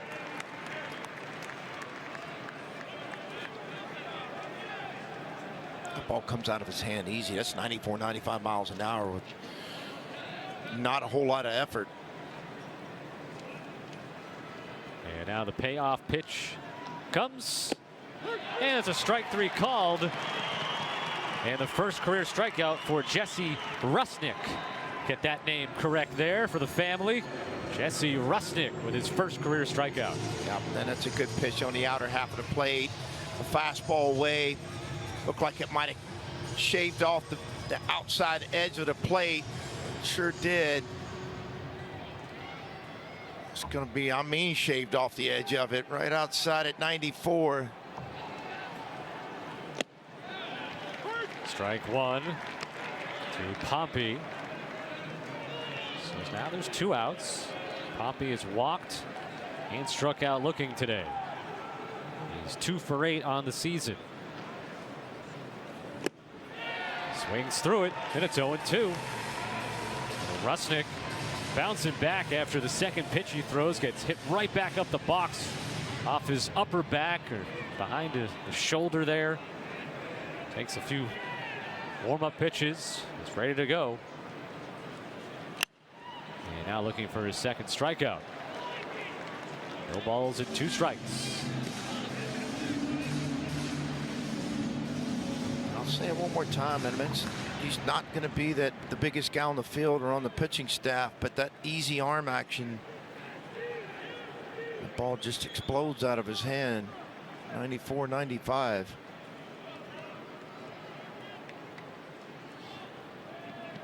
Inning began with a leadoff walk. That was from Bryce Suter. He faced 2 batters at the final out of the 4th inning. And now Rusnick facing his 3rd batter.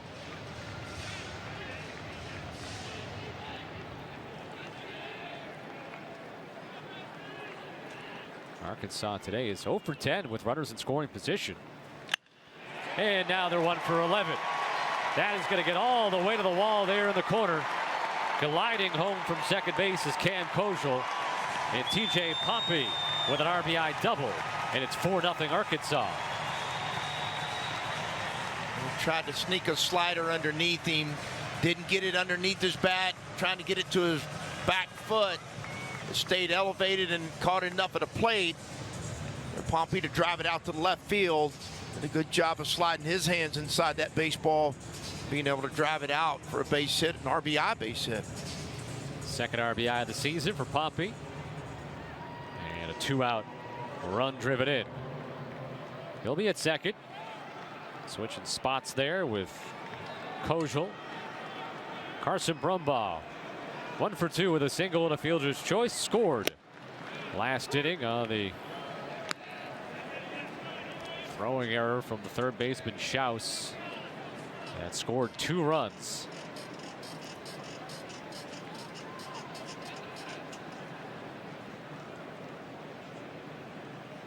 Look back to second. Outside, 1-1.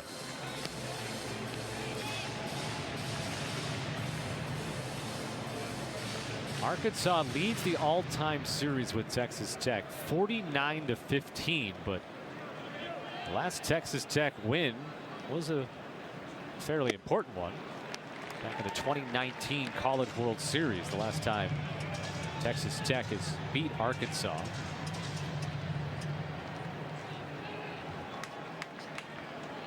One and 2. The Razorback shortstop. And now 2 and 2. A lot of that coming out of the old Southwest Conference days and having to play each other, you know, once a year, 3 games a year, and over the length of, I'm not sure how long Tech and Arkansas were in the Southwest Conference, a long time. 2-2 from Rusnick. And the count runs full.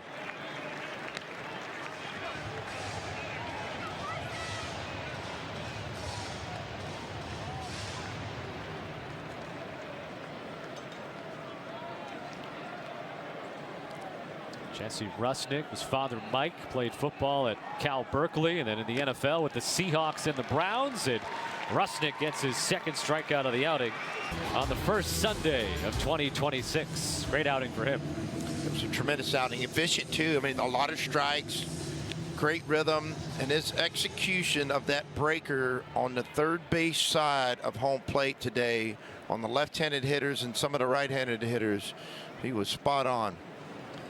Now here's the Beaver turned Razorback, James DeCramer, redshirt sophomore from Phoenix. Was part of Oregon State's College World Series team last year. 2 years at Oregon State. Last year was 3-0 with a 5.34 ERA. Over 28 2/3 innings, he walked 11, struck out 30. In 14 appearances, 11 as a reliever. Facing the top of the Texas Tech order, Kyler Thompson, Tracer Lopez, and Connor Schaus in the 6th inning.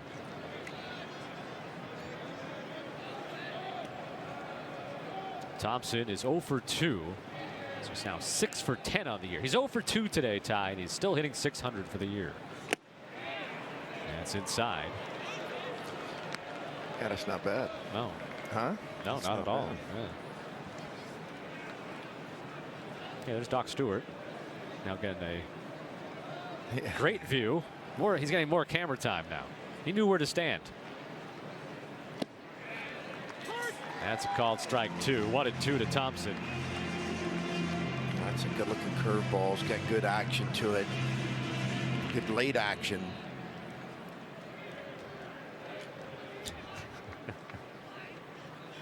Our camera is framing up Doc Stewart on purpose there. As that gets fouled off by Thompson.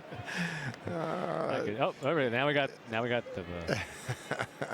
behind the head view. Up there. Yeah, see, he knows where the cameras are. He knows what he's doing. Ah, that's awesome. 2 balls and 2 strikes to Thompson. And a little 3/4 swing pokes it into right field, and Thompson has his 7th hit of the weekend. And the leadoff man aboard for the first time today for the Raiders, and it comes once they get to the bullpen. Sometimes if you look out there, secondary looking for a breaker of some sort, and you just commit to it, and you get it, you can do what you just said, serve it out to right field, but you got to be looking out that way, anticipating a pitch on the outer half, and he's been able to get enough of it to get it by the second baseman. And now in the dirt, gets away from Helfrich, and up to second base goes Kyler Thompson. And it's ball 1 to Tracer Lopez. Look at Kramer, 6'1", 205 pounds. Got a redshirt sophomore. He redshirted back in 2024 at Oregon State. Now the 1-0, showing the bunt again, fouled by Lopez. That was a wild pitch, by the way, for those of you scoring at home.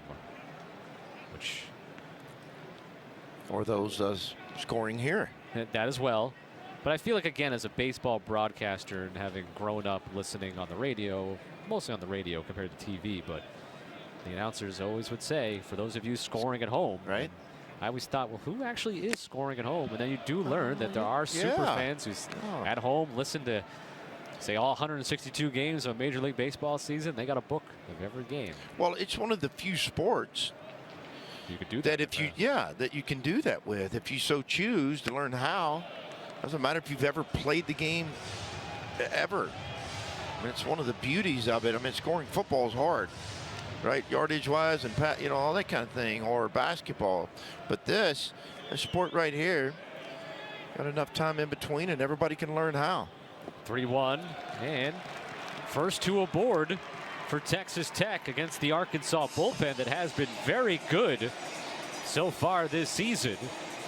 You see the 9 2/3 innings total over the first 2 days, and just the 1 run and 1 hit allowed yesterday to TCU. That's a successful bullpen for a couple of days there for Arkansas, and hoping it continues today. There's Connor Schaus, who wants to make up for the error he had. He hits it back to Kramer, who throws to second, and able to keep his foot on the bag was Brumbaugh, cutting across the front of it, and they complete the double play. That was certainly close there at second, whether Brumbaugh still had contact with the base as he made that play. Yeah, and the Kramer fields it first, sets his feet, tries to lead him to the bag. His foot was on it. The timing of whether he caught it while he's on, I think he was. We'll get a better look at it. Yeah, and then just completing the throw at that point in time because he had enough time. And just like that, 1 pitch, get 2 of them erased. Now you're 1 pitch away from getting out of what was starting to possibly be a rally for the Raiders, the Red Raiders. A 1-6-3 double play turned by the Arkansas defense that only had 37 errors last year in 65 games with a .983 fielding percentage. And more of the same so far this weekend. And now Kramer, after the single and walk, gets a double play and has the count 0-2 on Logan Hughes.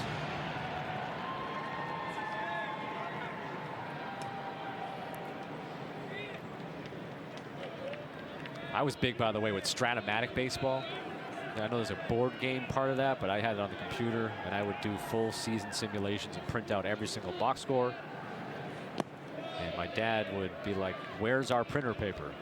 I'd be like, "Because I used it all for box scores." Yeah, good for you. So there's that. Yeah, this game's got a funny way of attracting lots of people. 1-2 to Hughes. We'll chop it foul outside of first. You know, I didn't really know how to, I mean, I knew kind of how to score a game. I mean, I could have, or there would have been some nuances that have been wrong in it, you know, when I was playing. But then when I started coaching, you got to start paying a little more attention to it, and all the little different things that can go along. Because baseball does, it's got some statistical scoring, lots of different things, nuances to it that you got to pay attention to. To the left side, Brumbaugh on the run with a nice play. Carson Brumbaugh, a couple of stellar plays to get the 3 outs here in the 6th inning. The double play, the 1-6-3.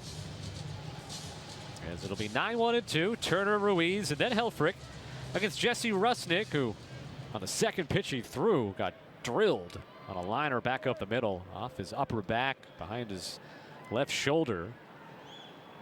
Was able to stay in there, and that play actually resulted in an out, a 1-4-3, and he struck out Rutenbar, but then gave up an RBI double that scored an inherited runner that he came on with. 1-1 the count to Turner. He's grounded out to second, walked and scored in the 4th inning. Now, what's lost in that play after the ball ricocheted off of him was Tracer Lopez making a nice play. Tracer Lopez making a nice play on the run off of the ricochet. 2-1.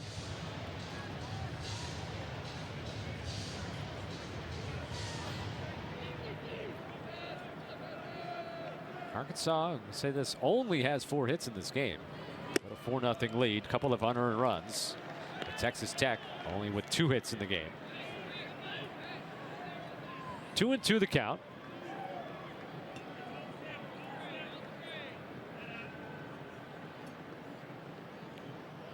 Lefty-lefty matchup between Rusnick and Turner. And Rusnick wins the battle there for his 3rd strikeout in his debut outing.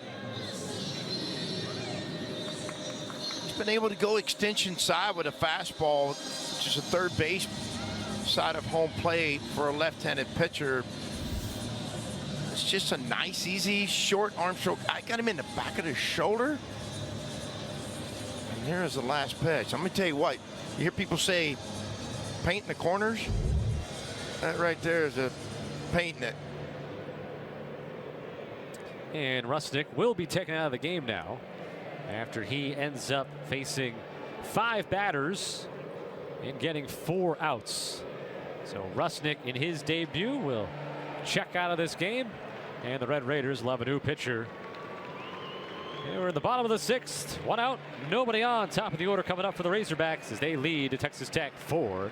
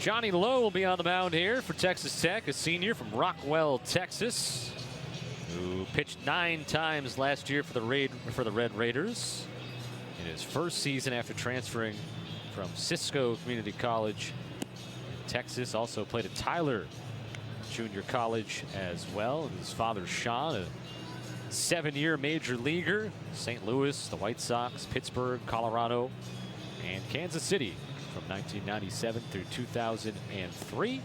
As Johnny Lowe will make his first appearance here of the season with 1 out and nobody on base. Well, if you're a big league baseball fan, you're obviously going to recognize the last name, as you just mentioned about his dad. Well, me being a Northeast Boston guy, when I see L-O-W-E, Lowe, I think of Derek Lowe. Yeah. Part of Red Sox World Series winner in 2004, and came from the Mariners originally. I don't know if there's a relation to Johnny or not. That'd be for the research team to find out. First pitch to top of the order, Damian Ruiz, with 1 out and nobody on. Well, he went from Tyler Junior College, far east Texas, to Cisco, a little bit further far west Texas, and then further west and north to Lubbock. So he has seen all of state of Texas. Not all of it, but he's seen a lot of it. Is it possible to see all of Texas? It's possible, but it's going to take you a while. Ruiz gets his first hit of the day. He's on base for the 4th time. 3 walks, and now the single. So he's 4 for 6 on the year, and he's drawn 4 walks overall on the season.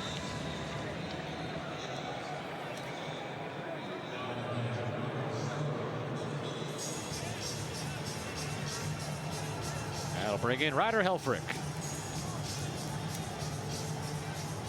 I think what's impressed me the most about Ruiz so far, and I had a chance to see him last year a couple of times, is his patience, strike zone recognition. Swing and a miss by Helfrich. Struck out in the first, singled in the third, reached on that error in the fourth that scored the 2 runs that made it 3-0 at the time.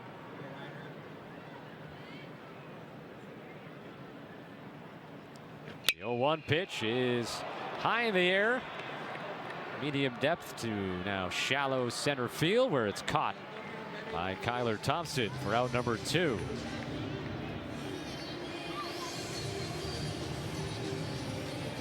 He got him out in front of that ball. Scott got underneath him, or got underneath his, and popped it up to center field. And it looked like Thompson with a 2-hand caught it. I don't know if he was looking up into the top of the rafters where there's a little bit of glare coming down.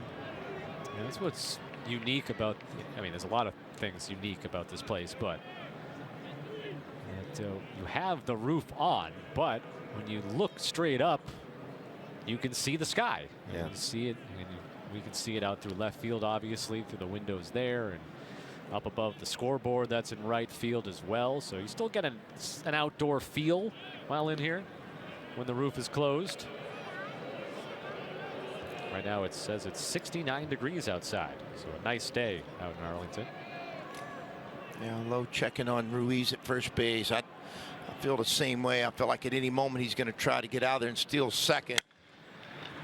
Got to the third. Schaus behind the bag, and he one-hops it in to the first baseman, Villeneuve, which sometimes the third baseman does purposely, actually make it easier than a short hop there to his first baseman. They retire the side. We played 6. It's 4-0 Arkansas on Flow College.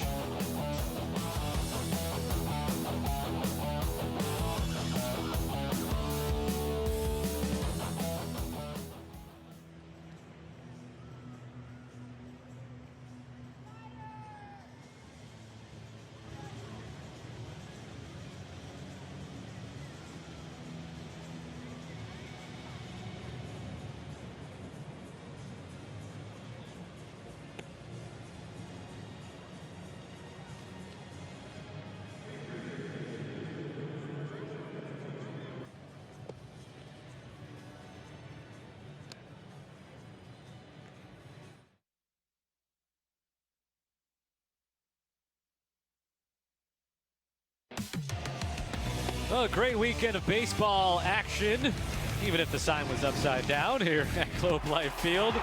Tons of fans, including last night. You had the record attendance, over 22,000. Plenty of home runs to catch. What have we had 2 earlier today. We haven't had a home run yet in this game, but there have been 19 home runs hit over the weekend. And, of course, still have TCU and Oklahoma coming up next in the final game of the weekend. There might be some home runs to dance for in that one later tonight.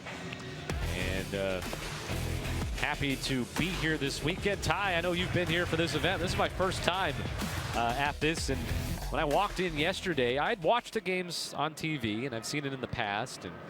But I didn't fully appreciate how big this event actually was till I walked in yesterday for Arkansas and TCU, and I went, wow, this is fun. February 14th, and this is what college baseball can be like. And so now I'm hooked.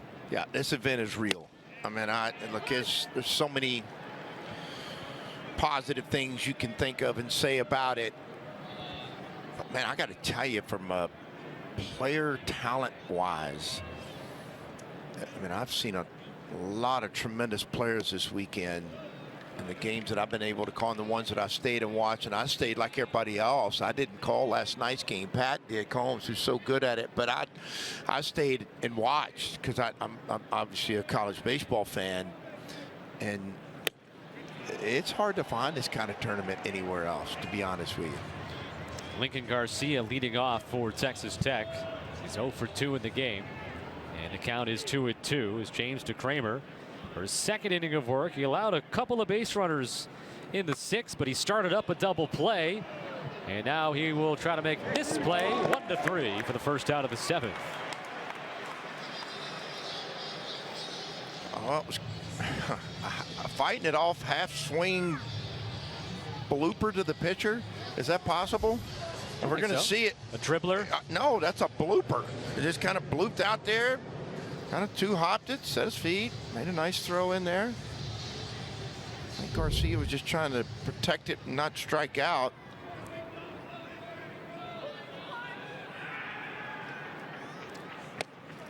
Hollis Porter swings and misses. He's 0 for 2 in this one. He's 0 for 3 on the season. He struck out all 3 of his at-bats. Designated hitter for the Red Raiders. Close, but ball 1. Porter started off at Mississippi State back in 2023, didn't play, then became a junior college All-American at Pearl River Community College before playing at Maryland last year, where he hit .303 with 21 homers, 64 RBI, and 55 games started for the Terps. Bounces in front of the plate, and I think got a piece of Helfrich. I think you could hear him yelp a little bit in pain. They've got him in the forearm. They're going to give him enough time. That home plate umpire for sure is going to give him enough time, because he's in between him and a 100-mile or 95-mile-an-hour fastball. That's one of the other great things about baseball that you see. A catcher and a home plate umpire may have been yelling at each other the prior inning, or having disagreements, whatever it might be. But if something like that happens, whether the umpire gets hit or the catcher gets hit, the other one says, all right, I'm going to give this guy some time to recover. And there's a strikeout of Porter. 2 up and 2 down for DeCramer here in the 7th. Yeah, DeCramer's doing a good job of getting that breaker underneath him. A back foot breaker to a left-handed hitter. He's able to execute it. Watch this right here, go right back towards his back foot. Just entices him to swing over the top of it. It's a swing miss strikeout. Matt Quintanar comes up. He's 0 for 1 with a walk. Strike 1 at 77 miles per hour. The curveball from DeCramer.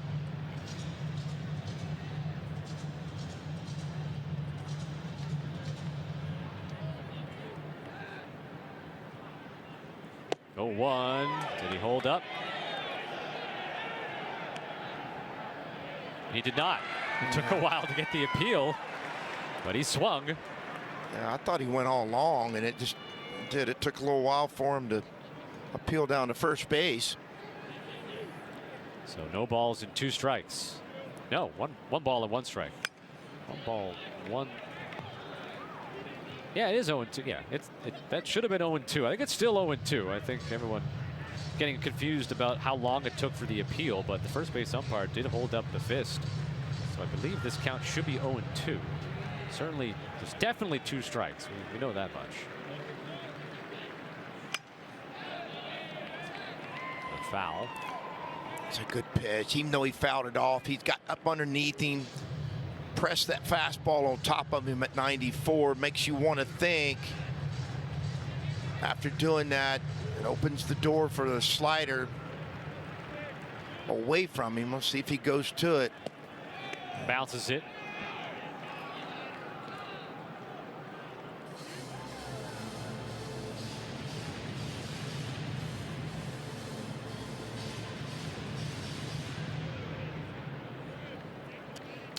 Quinton can reach Villeneuve on deck. Watching Helfrich back there, you know, he's been hit a couple times. He goes his knees. He took one in the forearm. You gotta love being back there. You're gonna get back there. And that's lofted to left and hung up just long enough for Damian Ruiz to make the catch. He looked a bit handcuffed there, like maybe caught between should I charge or hold my ground. And he makes the play. And it's a 1-2-3 inning for DeCramer, and Arkansas out in the field. 7th inning stretch time at Globe Life Field. Arkansas 4, Texas Tech nothing. Here on Flow College.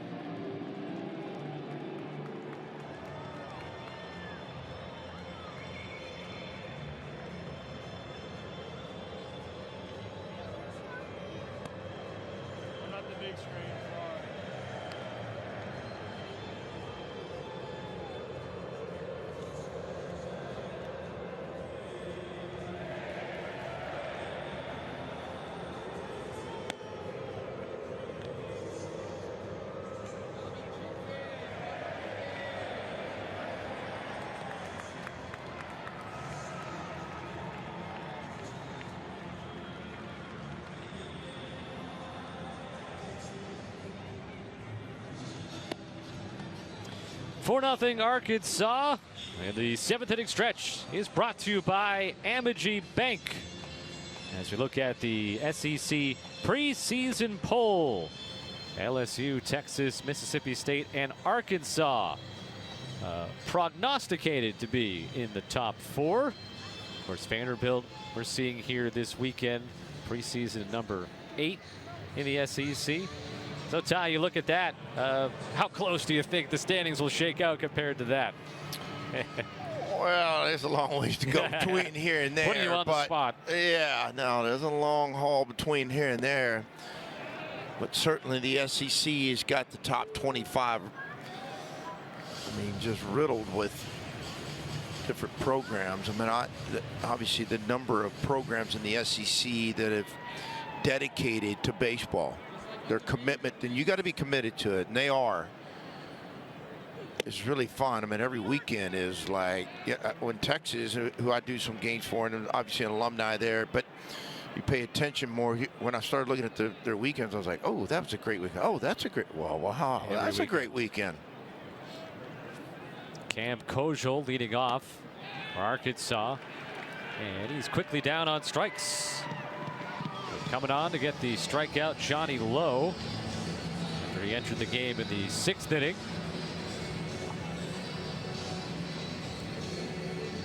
His first strikeout. And we'll see Reese Robinette, who in his first at bat hit into the 1-4-3 double, 1-4-3 put out. That was the ball that hit up the middle and got Jesse Rusnick. Rusnick in upper back behind the shoulder, but he continued on in the game. That's a good look at Johnny Lowe's fastball. It's got a little left-right sink to it. Obviously at 94 miles an hour. And that's into left field, down the line, and a base hit for Robinette. And so he has his 3rd hit of the season, 3 for 10. He'll be aboard with TJ Pompey coming up. Robinette showing you if you elevate it, regardless of how much movement it has on it, he's strong enough that he can serve it out to left field. It shows you his strength. That ball got in on him. Still strong enough and got enough barrel cut inside that ball to place it out in front of the left fielder for a base hit. And this will actually be Carter Rutenbar with TJ Pompey on deck. And a swing and a miss by Rutenbar, who's 1 for 3 with a single back in the 4th inning. Starting the season off. The first appearance here today. True freshman out of Midlothian, Texas. Watches it for strike 2.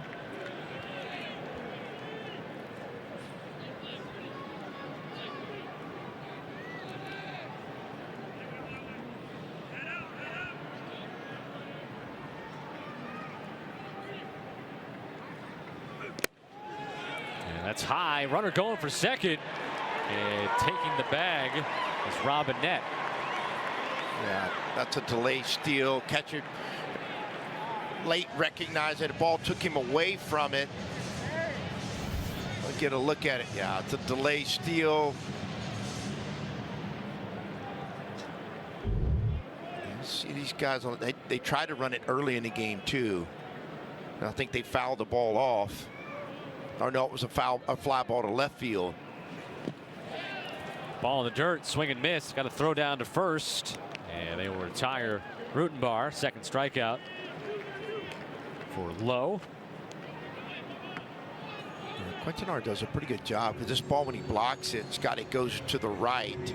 So now that puts him in the lane with the runner going to first base. So instead of keep moving away from it, he goes over him, almost like a little touch pass from a quarterback over the top of the defender. Now here's Pompey, who doubled home a run his last time up. He's 1 for 2. He's also walked.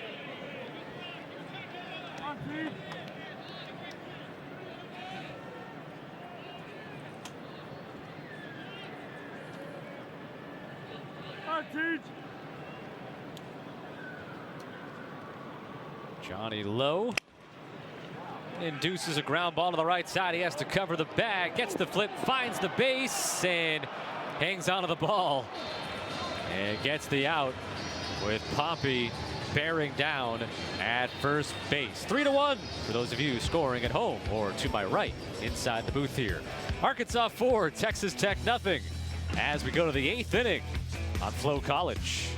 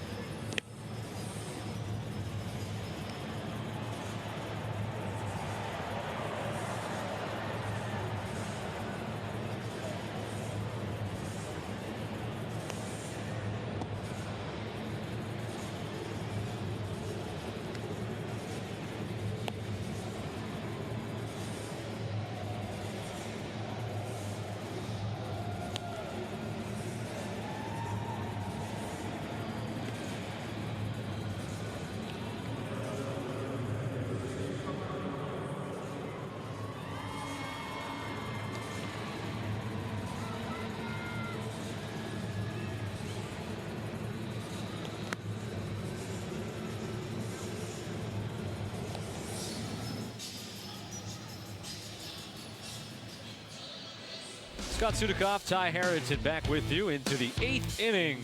The trophy will be on the line in our game coming up next. TCU and Oklahoma. A rivalry that dates back to 1974 and the 98th all-time meeting. One of the teams will leave this weekend 3-0 with a shiny new trophy. All right, Ty, you're not calling that one, so you're able to go on the record and make a pick. Those are the rules.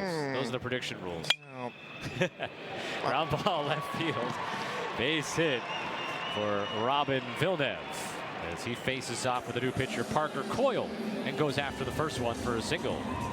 I'm going to pick that it's going to be a great game. There you go. That's what I'm going to pick. But this is also a great swing. Ambushes a first pitch fastball from Coyle trying to get ahead in the count.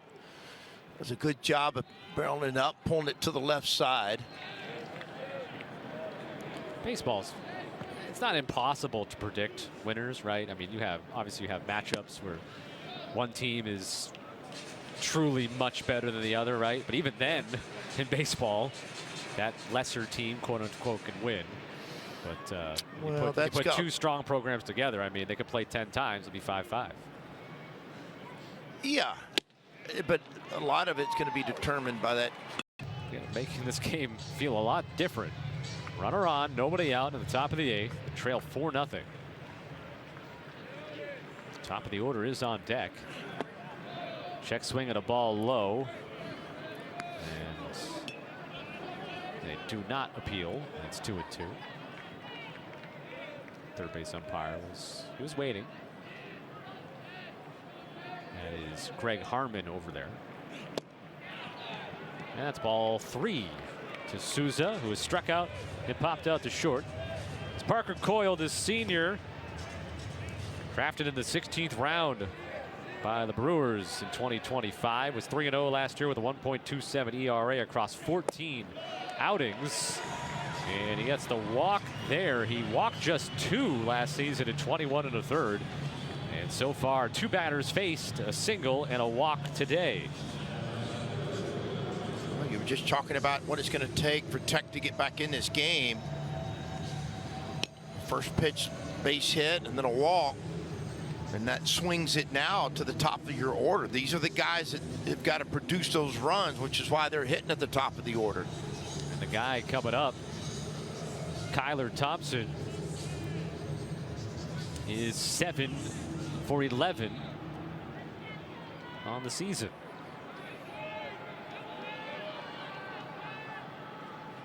Gonna show bunt, get it down. Coyle, the pitcher, has to play it, throw to first, and able to get him by about a step.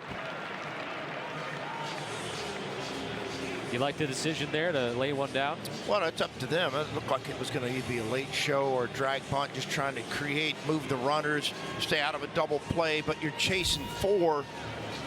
Now look at it.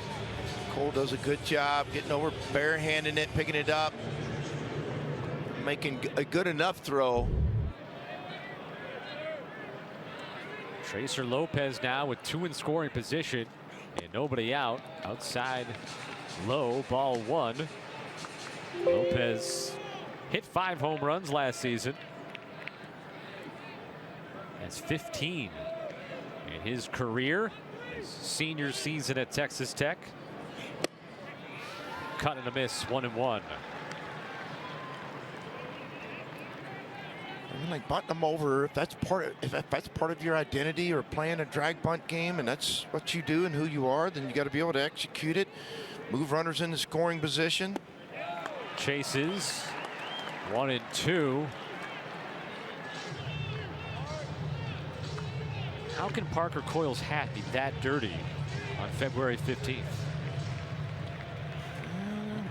Unless it's the same hat from last season. Not be. 1-2. Driven into right field, but didn't get all of it. Making the catch is Christian Turner, tagging from third, coming home Villeneuve. Moving up to third is Souza. So Texas Tech gets on the board here, but now they're just 4 outs to work with, down 4-1. And if you're going to bunt them over, move them over. You need to take advantage of it, and certainly they were able to get one of them in and then also move now the runner from second to third. And so you've got, again, you got the defense back that if you don't get a base hit, and you can hit a ground ball in the middle of the field and or a deep enough fly ball, again, you got a chance to score another run without the benefit of a base hit. The second RBI of the season for Lopez. Connor Schaus is 0 for 2, walked in the fourth, hit into a 1-6-3 double play his last time up. The 0-1 pitch, and quickly Coyle has the count at 0-2.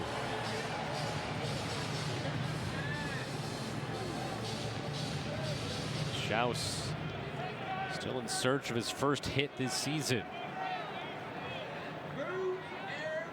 0-2, grounds it sharply, ranging to his left as Brumbaugh throws on the first, and Schaus retired 6-3. Texas Tech gets on the board, a single, a walk, and a sacrifice fly. This game rolls on to the home half of the 8th inning. The Razorbacks 4, the Red Raiders 1, and the 2026 Shriners Children's College Showdown on Flow College.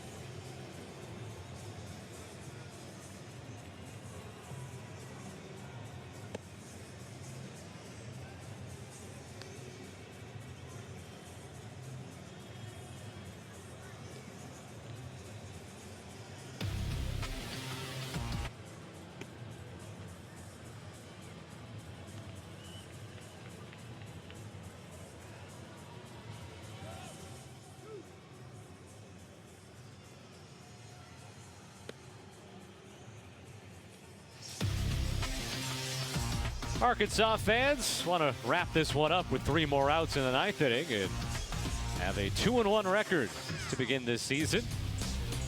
As Dave Van Horn, 24th season as Arkansas's head coach, 935 victories, and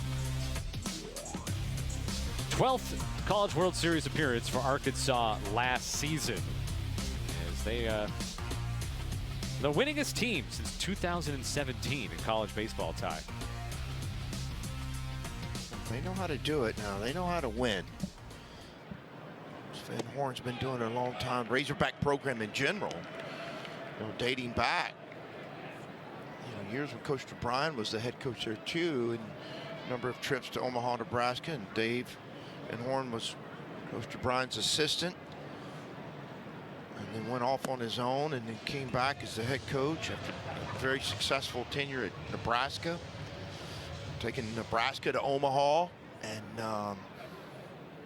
guy can coach baseball. He knows how to coach, and he knows how to win. 8 CWS appearances as the Arkansas head coach. See the 4 third-place finishes and the 1 runner-up. So, I mean, again, knocking on the door for the national championship. They had their 6th 20-win SEC season last year when they went 20-10. New pitcher, by the way, for Texas Tech is sophomore righty Will Jordan. It's hard to get to Omaha. Okay, it's not. They make it look easy because he does it so many times. It's not easy to get there. And then to be the last team standing is even harder. See a good-looking fastball in the outer half of the plate from Jordan. And, I like the idea that They've got a program that goes on a regular basis. They got a fan base. That's success, right? Everybody always wants to ask about the national. Hey, man, it's hard to win. And it's hard to win national titles. It's just part of, and they're going to win one, and he's going to win one. He's that good a coach, and he's been in, their program, and him as the head coach have been in place to do it multiple times. There's a lot of other people who have not, and look, to get that chance and to play for national titles makes you special, and makes you successful. Christian Turner up against Will Jordan, who made 14 appearances last year, was 1-0 with a 4.66 ERA. 19 in the third innings, 14 walks, 24 strikeouts. Making his first appearance this season out of Weatherford, Texas. And he is Texas Tech's fourth pitcher out of the bullpen today. Connor Mohan, the starter, went 3 2/3, allowed 3 runs. Only one of them was earned on 3 hits with 5 walks and 5 strikeouts. And Will Jordan has 2 strikeouts against 2 batters. A backdoor breaker stayed on the outer half of the plate. That young hitter wasn't able to foul it off or get it into play. Here comes Damian Ruiz, who opponents so far this season have only been able to get him out twice. Yeah. He's 4 for 6 with 4 walks. He's 1 for 1 today with 3 walks and a single his last time up. A transfer from Lamar, and ball 1 from Jordan. Arkansas got a good start from Colin Fisher. 5 innings scoreless, 1 hit, 2 walks, and a career high 8 strikeouts through 82 pitches in 56 strikes, in line for the victory today.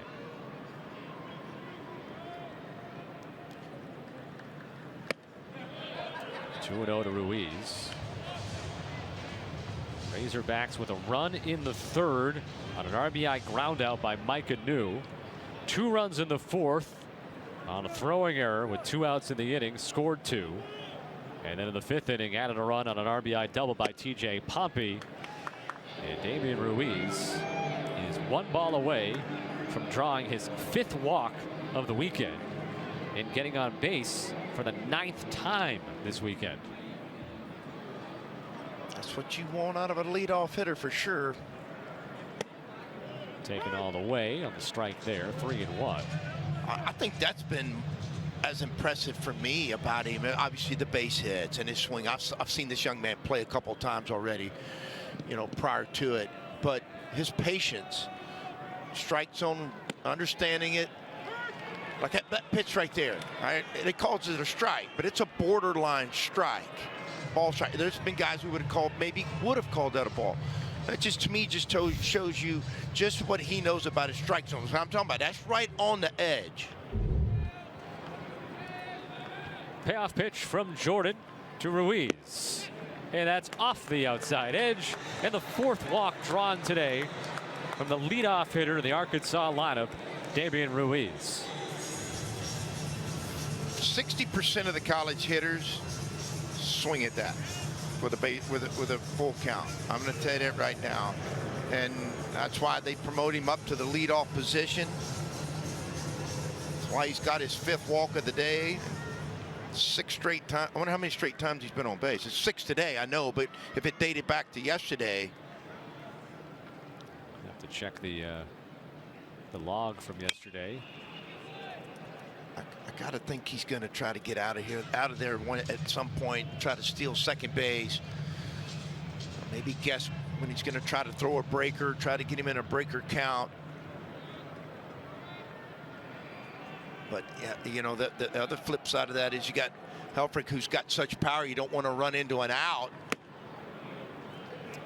The 1-1 to Helfrich. And that's a choice coaches have got to make. Let Helfrich swing with the idea he can leave the yard at any moment. Don't get thrown out at second trying to steal.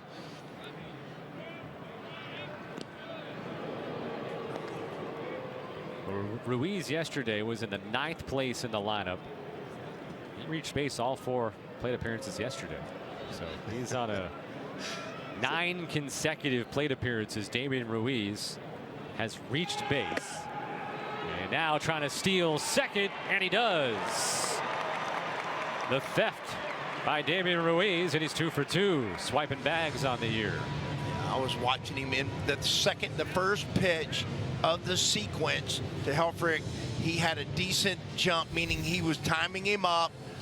Next time they picked, and then this time he was able to get out of there, keep his hand on the base, and get his second stolen base. Swing and a miss, 2-2.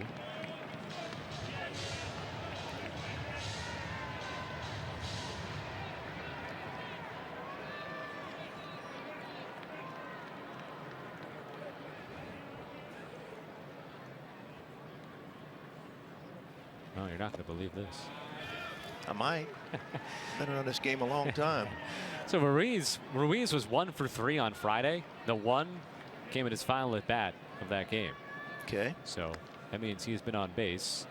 Let's do the math here. 4 plus 1. That's 5.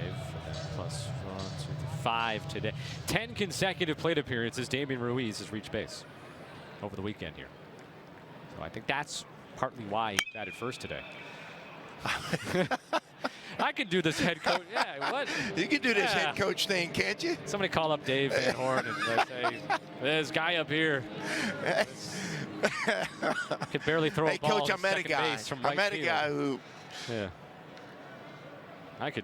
I would know to move him up to the top of the order too. Helfrich will swing and miss, and that'll end the inning. As Jordan strikes out 3, gives up the walk to Ruiz, who looks like he'll end the weekend with reaching base 10 consecutive plate appearances. 4-1 Arkansas as this game rolls to the 9th on Flow College.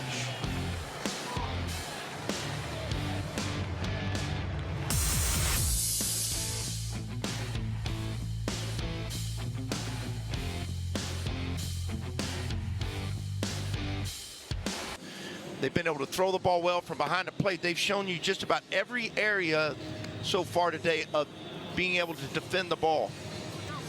Cooper Dossett will be the new pitcher for Arkansas. Redshirt junior out of Springdale, Arkansas. Did not pitch last year, a medical redshirt.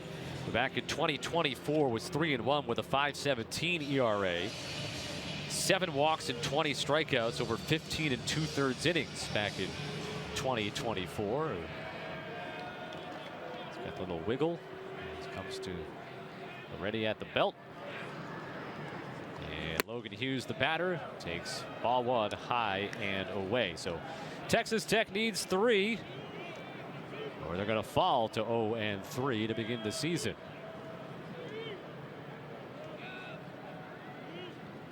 The 1-0. Now, Ty, I'm going to say this is a compliment.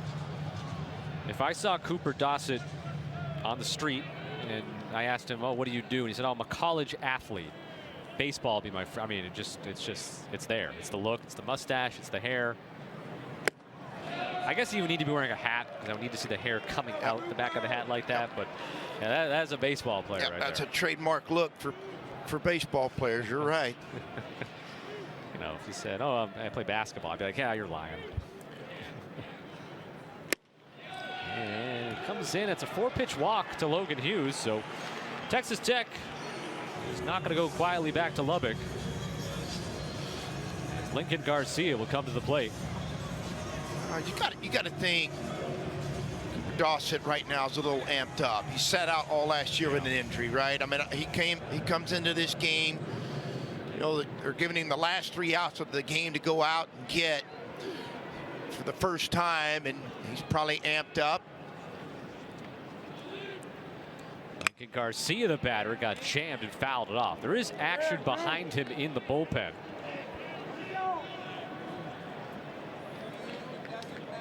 And it is Steele Eaves, sophomore who pitched in 8 games last year, had a 1.86 ERA. You can see maybe just overthrown it a bit. Yeah, he's just a little amped up. All of his misses have been up. Certainly understandable. Yep, got to sit back a little bit longer on your back leg, stay back, get your fingers over the top of the ball and get it going downhill. 1-1. Got it lower in the zone by the diving second baseman. Kojal into right field. And Texas Tech will have the tying run to the plate with nobody out here at the top of the 9th inning. And Hollis Porter is the batter due. No, he certainly has home run power. Right now, he's just looking for his first time reaching base as a Red Raider. But he smacked 21 home runs last year for Maryland. Well, that was one of those 3 feet one way or another ground balls, 3 more feet that way to defender's position. He's going to field it. But that's the beauty of baseball. You can still hit balls like that and they get through for a base hit.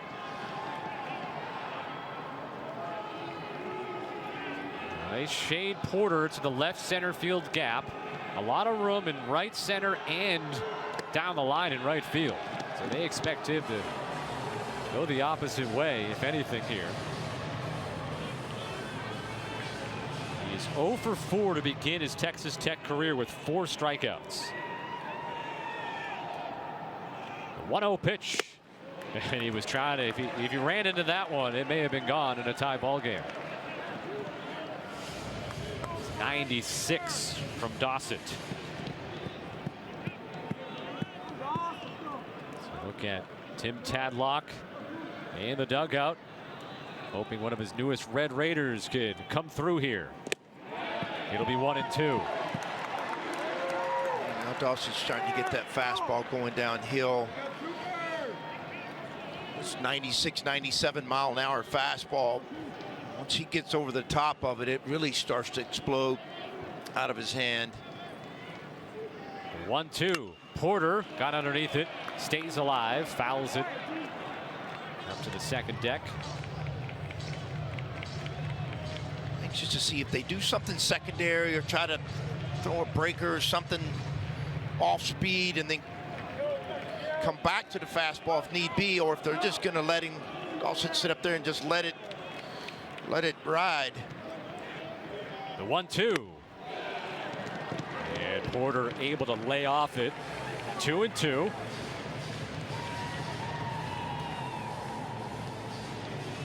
Still have Eves throwing in the bullpen for the Razorbacks.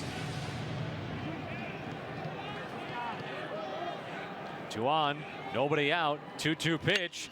And lined into left center field and reaching up, making the catch, Damian Ruiz. That one looked like it may be getting over his head.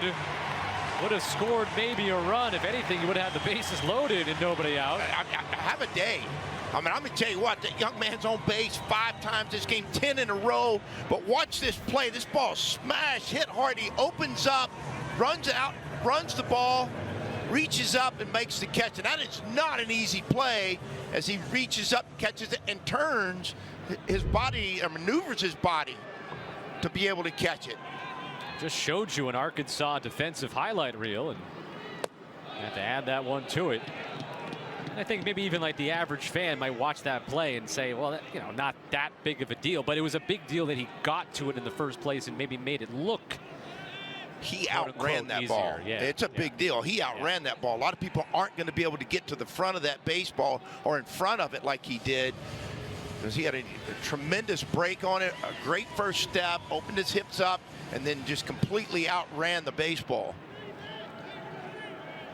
Matt Quintanar's the batter. Junior college transfer.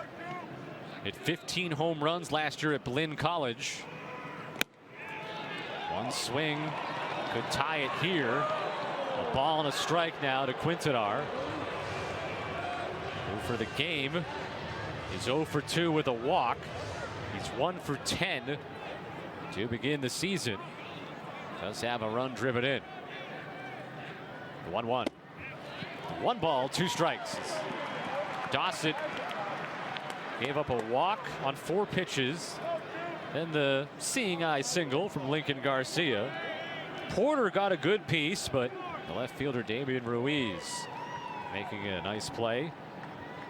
And now the 1-2 pitch to Quintanar. Anthony's strike. Well, that's strike 2. All right. That's a good pitch right there at 96 miles an hour, right at the kneecaps. Hard to do. Even if you time it up, it's hard to do much with it. And everywhere in the building had that as 1 and 2 on that pitch. So now the next pitch is low, and that's a ball. Now we have to watch the umpire here, see if we can get a clarification. There it is right there. 3 balls and 2 strikes. All right. So a huge pitch coming. Do you dare put anyone in motion here? I wouldn't think so. No, if you're chasing 3. Quintanar takes ball 4. The bases are loaded for Texas Tech. The tying run at first, and the go-ahead run coming to the plate in the form of the batter, Robin Villeneuve. You're going to see his teammates now go out and visit with Dawson. If it is decision time for Razorbacks, Coach Van Horn, if they're going to stay with him, give him a chance to work out of it. God, it's been there before. Now, I mean, it's been a year for him, right? Trying to get back, get healthy. Villeneuve coming up is the only batter today for the Red Raiders that has 2 hits. He singled in the 3rd, struck out in the 5th, singled and scored last inning. He's going to get a pinch runner at first base. Quintanar.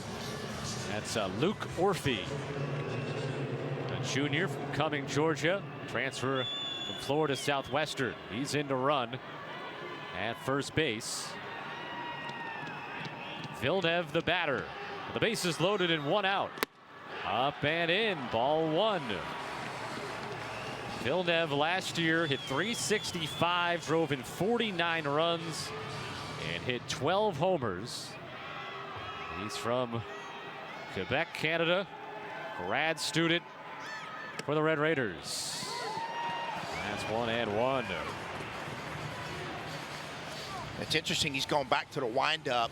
He was in a stretch, and obviously he's going to have a little bit, maybe he feels a little bit more comfort level from it. Maybe allow him to get his hand up to the top and get the ball going downhill. 2 and 1. But that's been his miss. Right up above the catcher's mask.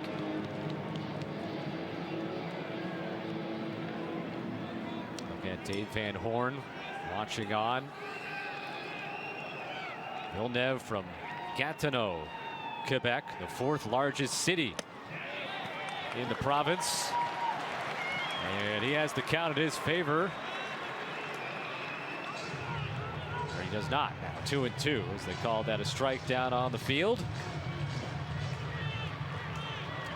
They still love their baseball there in Quebec, even without the Expos. They still have an independent professional team there. And Villeneuve swings and misses. And there's 2 outs. He elevates fastball, goes to the top of the triangle, right at above the hands. It's so challenging for those hitters to lay off of that. They see elevation, they see an opportunity that they may be able to drive a ball deep. That ball just keeps riding that 4-seam spin. It just almost looks like it rises, but it just stays on that same plane. It's up to Chase Souza. Ball 1 high. 2 outs here at the top of the 9th with the bases loaded. And Arkansas leading by 3.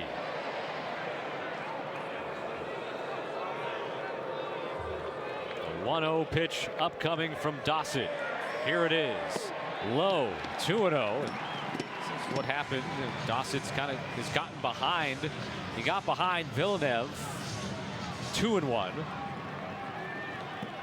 He was ahead of Quintanar and then walked him.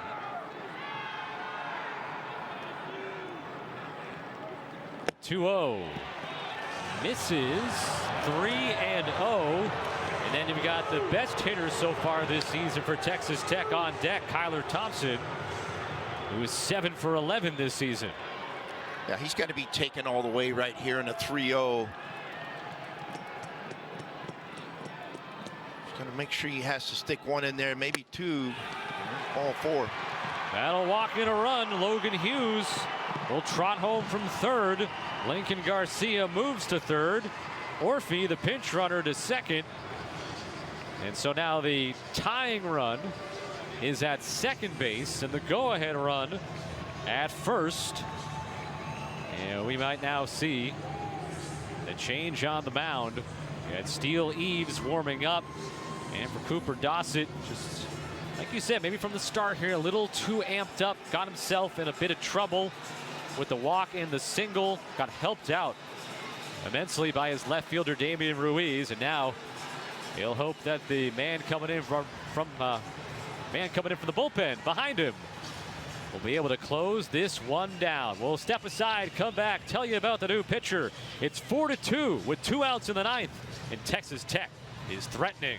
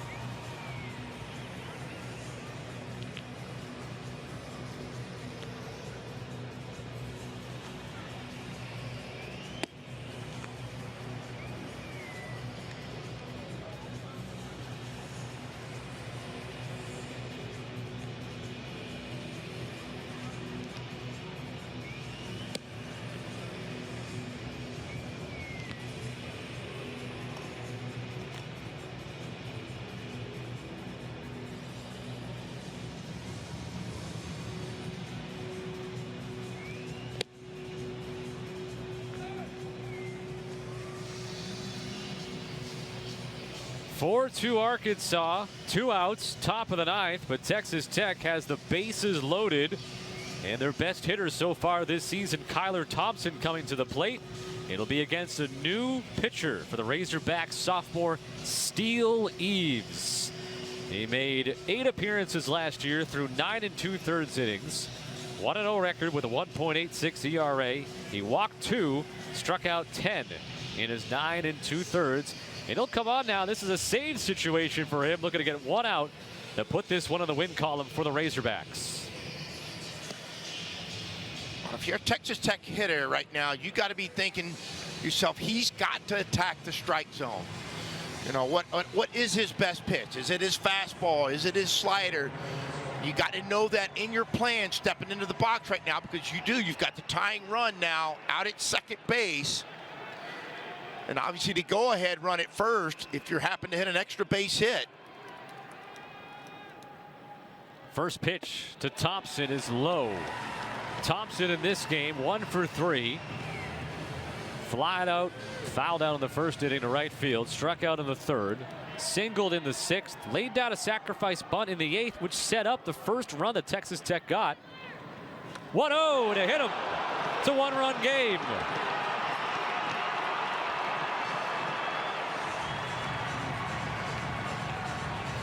Thompson will take the RBI, his first this season, and it's 4-3.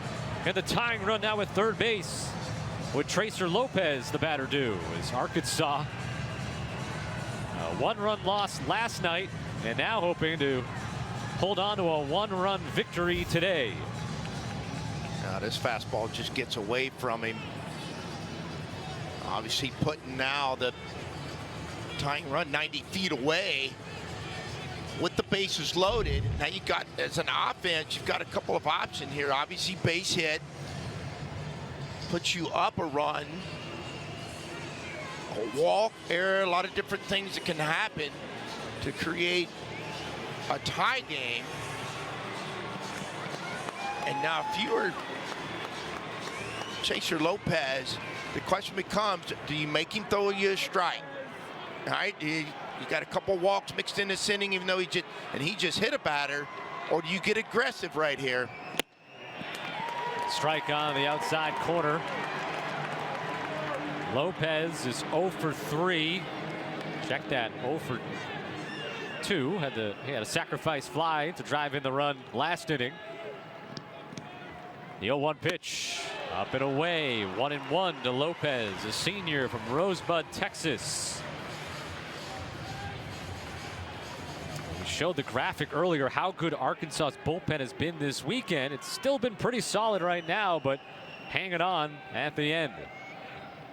1-1 off the end of the bat, and the final strike now for Texas Tech. No, we hadn't seen a breaking pitch yet. We hadn't seen any kind of off speed. It's been nothing but heaters from Eves in a 1-2 count now. Is he going to try to bury a breaker? The 1-2 from Eves. Lopez lines it left field, and it's down in front of Ruiz. And Texas Tech is going to take the lead. As because he had to follow that play at third base, there was a chance if Thompson was thrown out there, it could have been before the go-ahead run scored, but it's a moot point, and the Red Raiders lead on a 2-out, 2-strike, 2-run single by Tracer Lopez. 4 runs in the 9th inning for Texas Tech. Backdoor breaker. I tell you, he tries to get a backdoor to come back in on the outer half of the plate. Chaser stays with it, serves it out into left field, scoring the 2 runs, and I think they're going to review whether they got their guy in third or not, but I thought he was safe. But what a great job of hitting at a mature at bat. You see the hand string of Chaser right there. Saw that breaker, throw it out into left field, and you certainly can see the emotion in it. Now they are going to go review this, and so keep this in mind. If they go back and they say that's an out at third, then they're also going to have to do the part where they'll have to check that's right. whether or not who was coming home there, the second runner, Sousa. Yeah. Whether he got there before potentially the out. Yeah, I think he did. He had a bigger lead at that point in time, and I'm going to say that he had already scored before the throw was made to third base. But we're certainly going to get a chance to look at it through the review and the replay. That was certainly my first thought, is that it did look like Sousa scored whether or not the out was recorded at third base, which that, of course, is very much up in the air. They did call it safe on the field. All right, let's get a look at, this will be the play at third. Foot's in there, then the tag comes down, but as he slides through. Does he come up? Right. Let's see if it keeps going, if he comes up somewhere and comes off the bag. And he gets his foot in before the tag. Now it's a matter if he came off somewhere. It's kind of hard to. It looks like to me he got the right foot in, and as the right foot left, his left foot joined the base, and then as his left foot left the base, he got his hands. Almost like he got 3 touches on it, but connected all of them. You know, something to think about now, which I'm sure Texas Tech has. Now, are you going to stay with your guy on the mound, or do you have a back-end guy that you're going to have ready? Because all this has happened, you know, fairly quick. Just have somebody in the Texas Tech bullpen throwing a ball off the wall there, but not throwing to warm. All right, so the decision has been made. Now, of course, if he's safe, then all that talk at home doesn't matter. And there it is, safe at third. And so it is 5-4 Texas Tech on the big-time hit by Tracer Lopez. And now the Red Raiders still have a chance for another run with runners on the corners. And Connor Schaus, the batter, who I keep saying he's chasing, trying to make up for that 2-run throwing error. He's got another chance right now, maybe to give Texas Tech an insurance run into the bottom of the 9th inning. He's 0 for 3. He walked back in the 4th inning. Strike 1 from Eves. Now you got 2 good runners now at first and third. Tracer at first base, and I mean, look at. You got to keep in consideration, if you're Arkansas, do they run a first and third defense? What defense do you put on? You concede the runner going to second. You can see a pick-over move, just more like a check move. Lopez at first. Thompson at third. Remember, Thompson was hit by a pitch, the second pitch of his at-bat, with the bases loaded. Schaus takes ball 1. Outfield is straight away for the Texas Tech third baseman.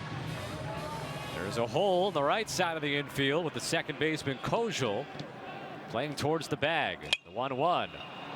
Popped into right field, coming on, Turner going out, Kojal, and he makes the catch to retire the side. Texas Tech plates 4 runs in the top of the 9th inning. The Red Raiders looking for their first win of the season. They'll need to shut down the Arkansas offense at the bottom of the 9th. It's 5-4 Texas Tech on Flow College.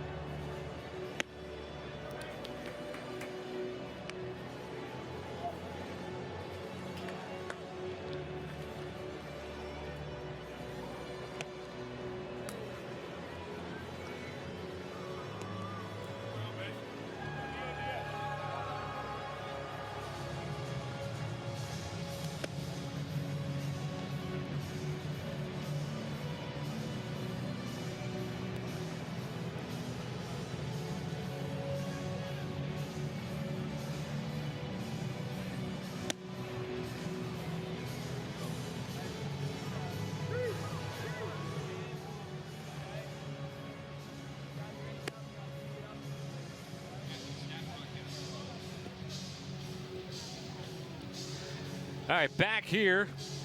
Texas Tech taking the lead, scoring 4 runs in the 9th inning after they scored 1 run in the 8th. 5-4 they lead. The Arkansas fans a little dejected, but their team's still only down by 1 with the Red Raiders. Tracer Lopez, 2 strikes, 2 outs. The go-ahead hit for Texas Tech. Just a senior at bat. He gets down 2 strikes. He's having to protect the outer half of the plate, looking to see if he does throw him something, you know, off speed. He does. That is just a tremendous senior at bat by Tracer Lopez. Remember, Matt Quintanar was pinch run for by Orphe, so new catcher in there is Davis Rivers for Texas Tech. Leading off for Arkansas, Micah New. Will Jordan staying on the mound, throws ball 1. Jordan struck out 3 and walked 1 in the 8th inning. The 1-0 pitch, foul back, and it's 1-1 to New. He'll ground it out to third in the first, and an RBI ground out in the third, a fly out, and a ground out again to third in his next 2 at-bats.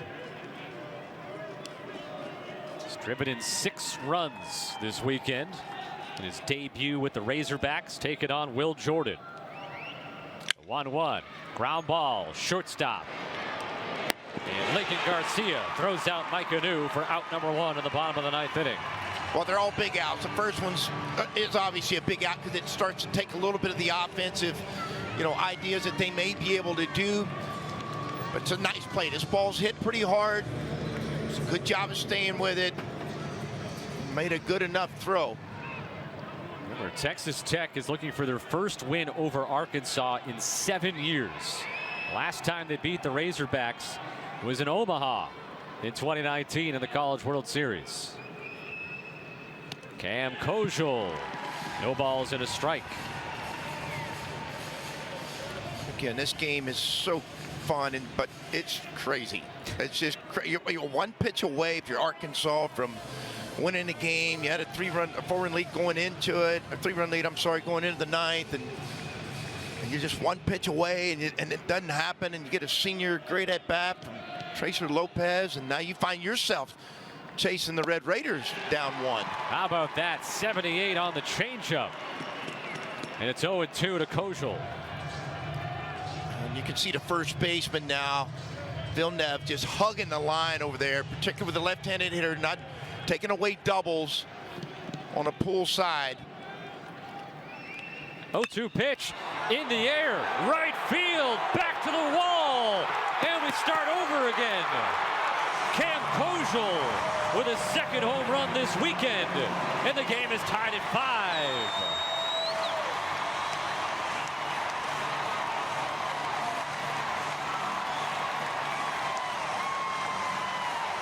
I mean, right out of my mouth, this game is crazy, and just like that, it can change, and it certainly did. A mistake, an elevated mistake, looked like with a fastball, and he does not miss it. I mean, he gets every piece of this and deposits in the right field. Get another look. Look at the elevation of it. Gets to the bottom of it, and just lets that barrel take over. 409 feet on the home run for Kojal. And now the batter is Reese Robinette, swinging at the first pitch and just lofting it back behind the cutout. And Garcia makes the catch, and there's 2 outs. So 1 out away. We're moving on to extras.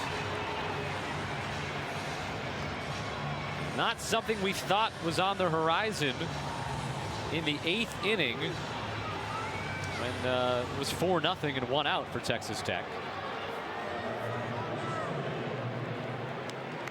Rutenbar, the batter. 1 for 4 with a single. 3 strikeouts. And again, now the first baseman is going to be a step and a half away from the line at first base with a left-handed hit. Rutenbar trying to protect, no doubles. Center fielder Thompson is playing in as well. Wouldn't say shallow, but a few steps further.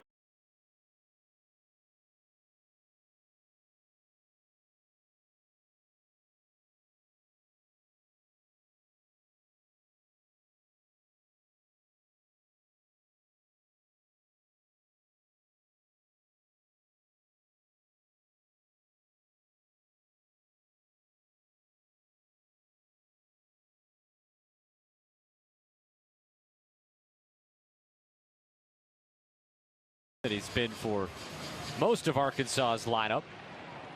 And cut down something that's going to drop there into shallow center. The 1-1. It'll be 1 ball, 2 strikes. Texas Tech scoring 5 runs over the final 2 innings. Grabbing the lead, seizing control. And then Cam Kojal, the last one out, 409 feet to right field to tie this game up at 5. Rutenbar in the left field.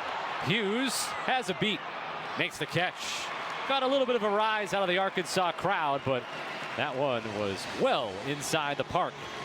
But Cam Kojal's 1 out solo home run ties the ball game up for the Razorbacks. We go to the 10th. 5-5, the Red Raiders and Arkansas on a Sunday afternoon in Texas.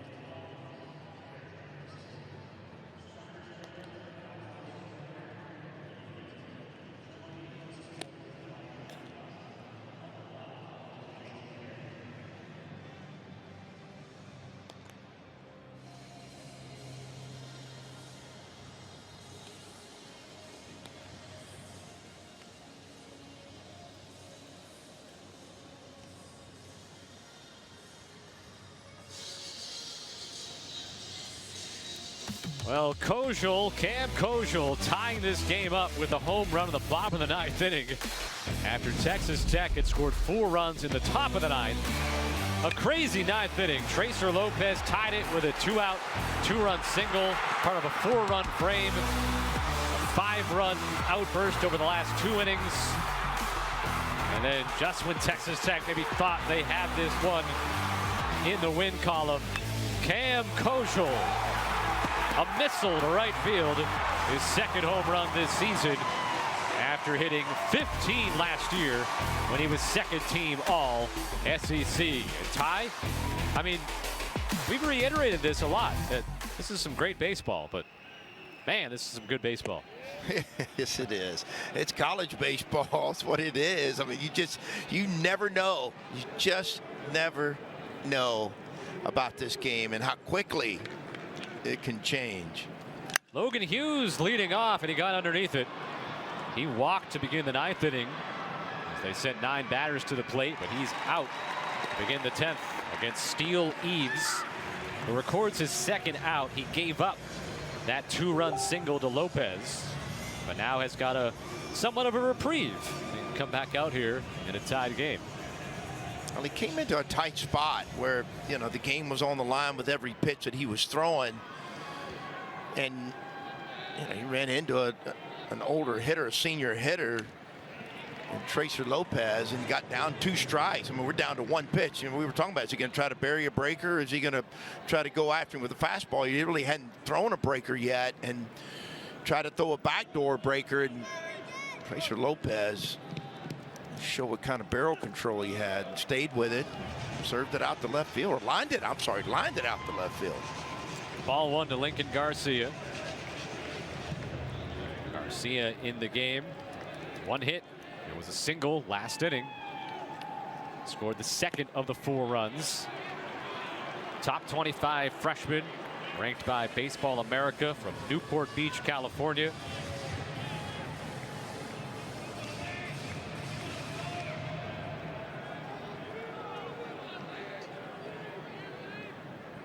Here's the 2-1. Chased it 2-2. On deck is Hollis Porter, who almost had his first hit in the Texas Tech uniform. A line drive to left last inning that Damian Ruiz made a great play on. You can see how far out of the zone that was. 1-2, and he chases in the dirt. And a race down to first. Helfrich with the throw to retire Garcia.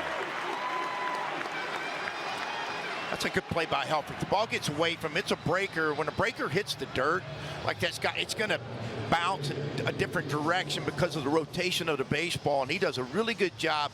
He blocks it first, doesn't panic, runs over and sees how far the runner is. Watch this. Doesn't panic, sees how far the runner is, picks it up, sets his feet, and makes a good throw. All right, Hollis Porter's 0 for 4 in the game, but lined out to left field his last time. Takes strike 1. 2 outs, nobody on. Top of the 10th. Arkansas, by the way, in the bottom of the 10th has Pompey, Brumbaugh, and Turner due. 7, 8, and 9 in the lineup. And it's now 0-2. Pompey's been on base twice, including an RBI double. Brumbaugh has a single in the game, and Turner's been on base once via a walk. That's what is coming up for the Razorbacks in the home half of the 10th. Steele Eves looking to send it to that half of the inning. Still tied. And he does just that.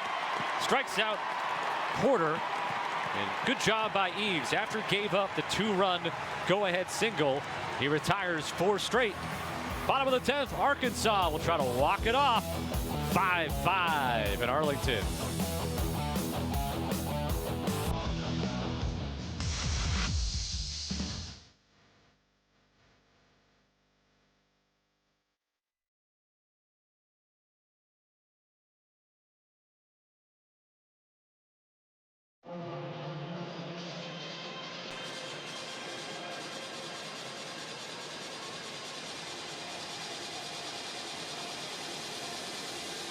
That same, actually no, that was the year before. So yeah, the most recent win was in 2019.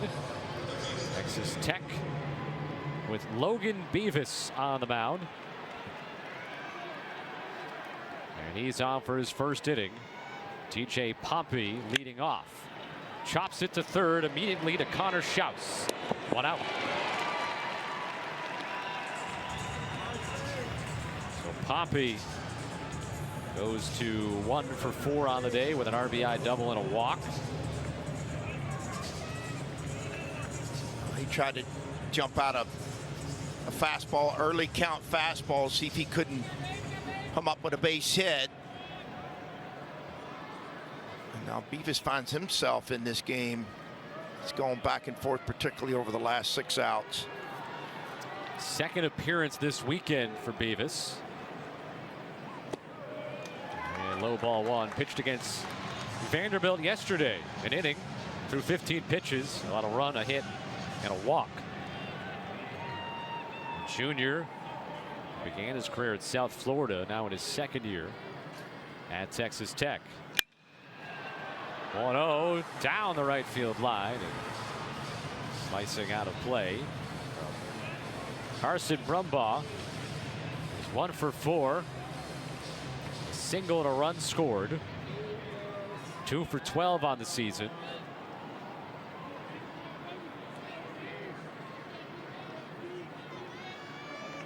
One. Holds up the swing. Did he? No, he went. He did not. Home plate umpire makes the call.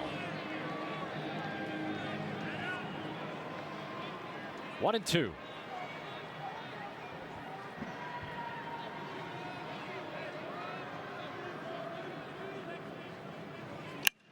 Lined. Foul. It's a good pitch right there. A 2-2 pitch. Run that fastball in on him. It opens the door to do a couple of things. Right now, it opens up the outer half of the plate with a breaker. He was sitting breaker rhythm right then. By the way, he fouled off that fastball to the other opposite side. 1-2, low and in. 2 balls, 2 strikes. Arkansas with 5 runs on 7 hits. They have left 10 runners on base today. Texas Tech with 5 runs, all coming in the 8th and 9th innings. 5 hits, 1 error, which led to a couple of unearned runs in the 4th inning, and they've left 7 on. We'll have to throw him out at first base. Davis Rivers does just that. And a strikeout in the book for Logan Beavis, and 2 down. Well, he opened the door for it, got him to chase. Rivers does a good job of staying with it, creating enough lane to throw the ball over to first base. And now Christian Turner, in his first appearance this season, reached on a walk and scored in the 4th. In search of hit number 1 of his collegiate career.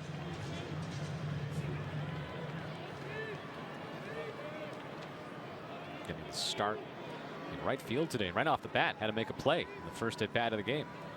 And it's low. 2-0. He's got an aggressive count now in his favor. He's got the bat speed and the power to hit an extra base hit too, and the foot speed to go with it.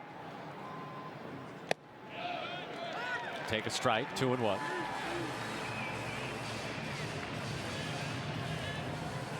So those games, you get in these extra inning games, and everybody's just hanging on every swing, every pitch. Everybody's thinking, all right, if he hits a homer, if he gets hold of one. And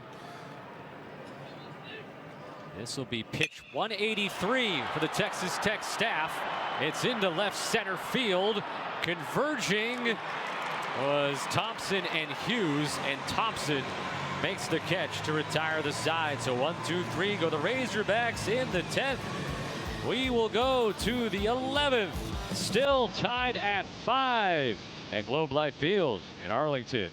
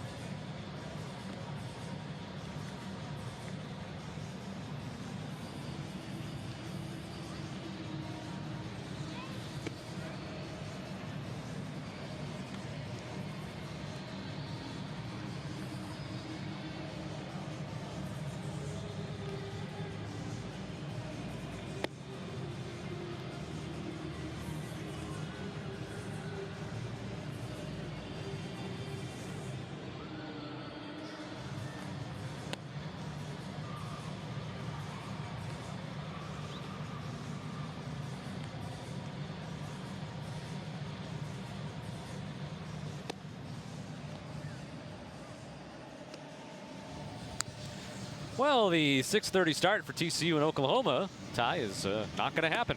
It is not. As we're at 6:12 right now, and moving into the top of the 11th between Texas Tech and Arkansas. So that TCU Oklahoma game is probably, at the very least, not going to be starting till 7, but probably a bit later than that.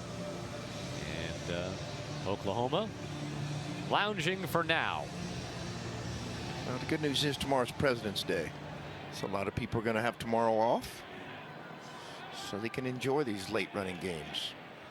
Bonus baseball. Bonus ball. Leading off is going to be the catcher, Davis Rivers. His first at bat today, after he went in defensively when Quintanar, the starting catcher, was pinch run for in the 9th inning, and that pinch runner scored the tying run at the time. Texas Tech on the same play got the go-ahead run, but in the bottom of the 9th inning, Cam Kojul with a homer tied it up. So this is Davis Rivers' first at bat of the season. He had .221 last year with 5 homers and 26 RBI, made 33 starts. And the count is 1-2. Junior from Waller, Texas. Steele Eaves, after again the first batter he faced, gave up the 2-run single that gave Texas Tech the lead.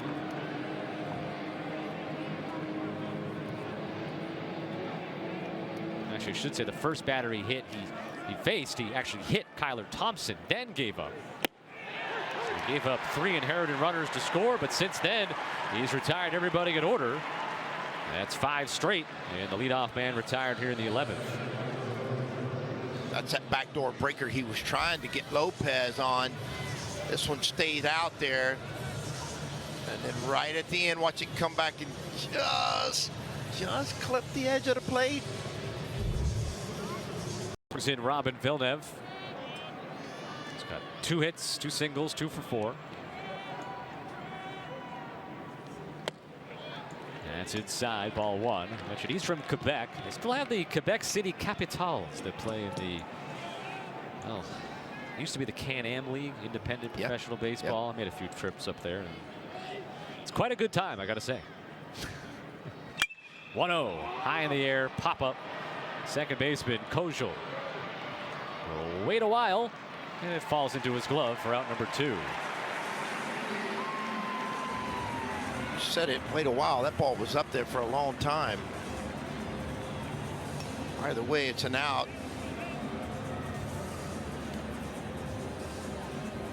He just appears to be settling in. 6 in a row retired after he hit a batter and gave up the single. That was Texas Tech scoring 3 runs and taking the lead. They were all inherited runners. So officially, he's at an inning and a third. No runs, 1 hit, no walks, 2 strikeouts, and the hit batsman. And Chase Souza walked with the bases loaded in the 9th inning. He's walked twice today. Has the count at 2-0. Ty, Quebec City was the one place on the stops with the team that I worked for that also has a media relations guy. I didn't turn over the game notes between games, let's just say. Good times to be had in Quebec City. Right. Yeah. 3 balls and no strikes to Jace Souza.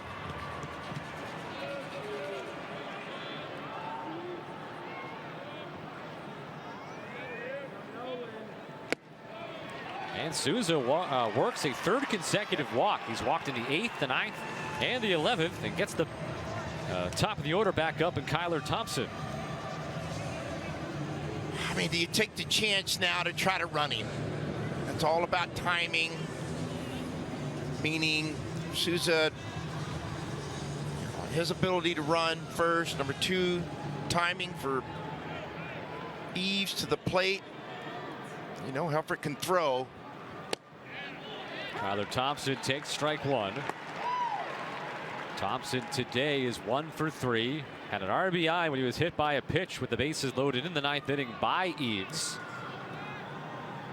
He's still 7 for 11 on the season, hitting .636.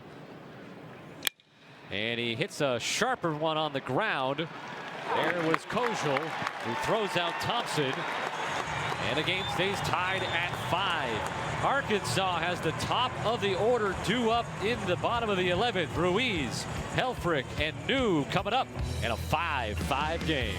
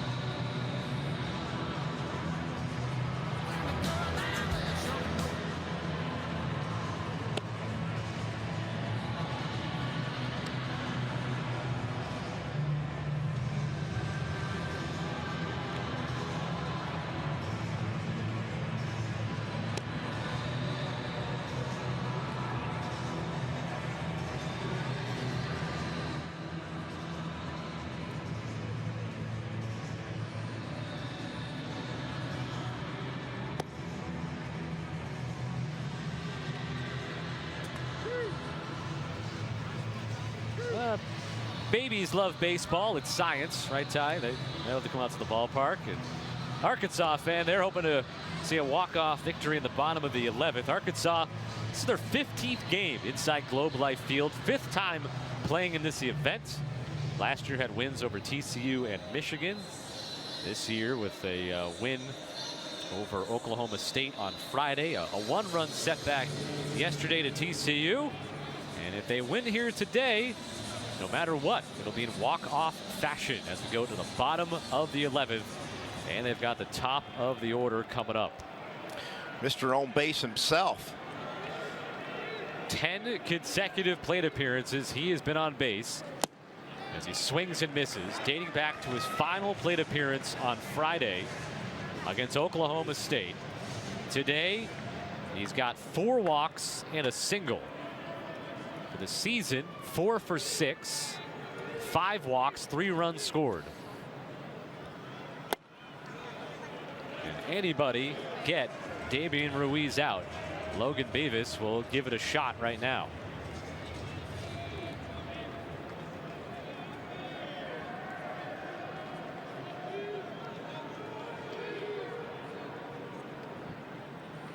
One. Ruiz lines it. Out of play. Just a bit behind. A cutter. He was right on it. Just got underneath just a little bit. Ruiz last year did have 7 home runs for Lamar. 1-2 pitch. He's on base for an 11th consecutive time. Damian Ruiz. You might never move him from the top spot of the lineup. I don't care who else you got on the team. That's insane. Now let's get serious about this for a second. 11 straight times, right? Is that what it is? To get on base without an error, too. Let's throw that in there, right? It's all been base hits and walks. Yeah. I mean, it's 6 times today, and that's in and of itself. Goodness. And we've seen him swipe 3 bags this weekend. 3 for 3. And I would think that, I don't know if necessarily he'll have just like the open green light, but. No, but all right, so there's a couple ways to think about this from a coach's perspective. Helfrich's your homer guy, right? So, you know, you say, well, I don't want to get thrown out at second and take the bat out of his hand. Well, you're not taking the bat out of his hand if you do get thrown out second, because he's still going to be up there possibly. Now, you know, as a runner and as a coach, they're going to throw breakers. So, which is a much easier pitch to run on, a secondary pitch, because it's slower to the plate, maybe even goes in the dirt, whatever that may look like. So there's a little bit of guessing game going if they're going to let him run. And then the last piece of it is, you know, is how quick is Beavis to the plate. And he's going to have to protect and be a little bit quicker to the plate. First pitch to Helfrich is inside. Ball 1. Helfrich is 1 for 5. He singled back in the 3rd inning. Also, he hit that ball to 3rd. And Connor Schaus threw away. Helfrich sliced right side and foul. And it's 1-1.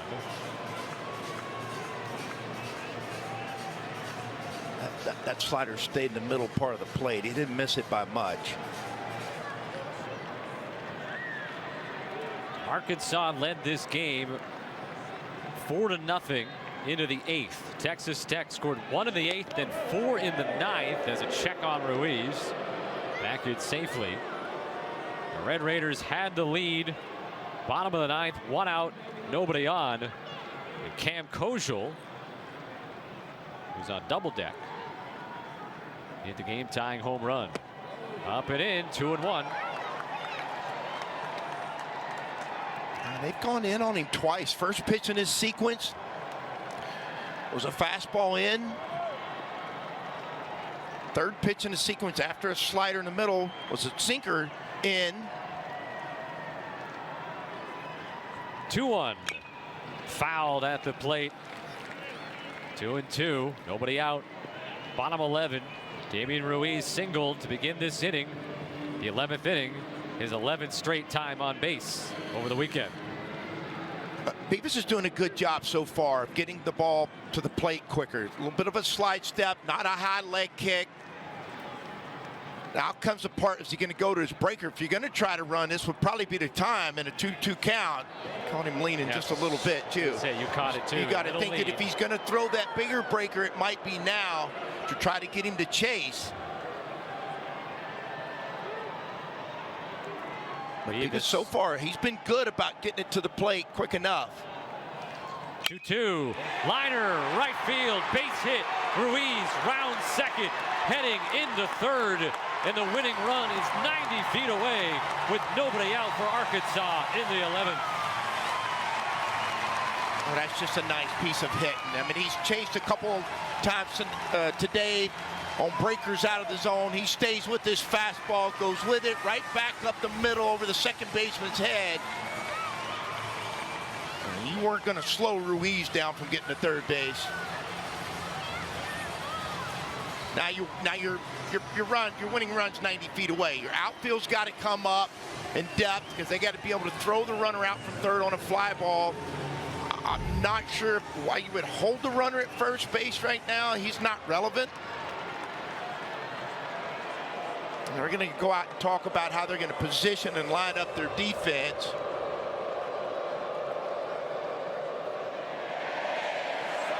And also make a pitching change. So they'll make a change on the mound and obviously talk the strategy. 1st and 3rd with nobody out in the 11th. Winning run 90 feet away from Arkansas. A game that they almost let slip away in the 9th inning. Now trying to have the come from behind victory. We'll step aside and come back with a new pitcher here on Flow College in a moment.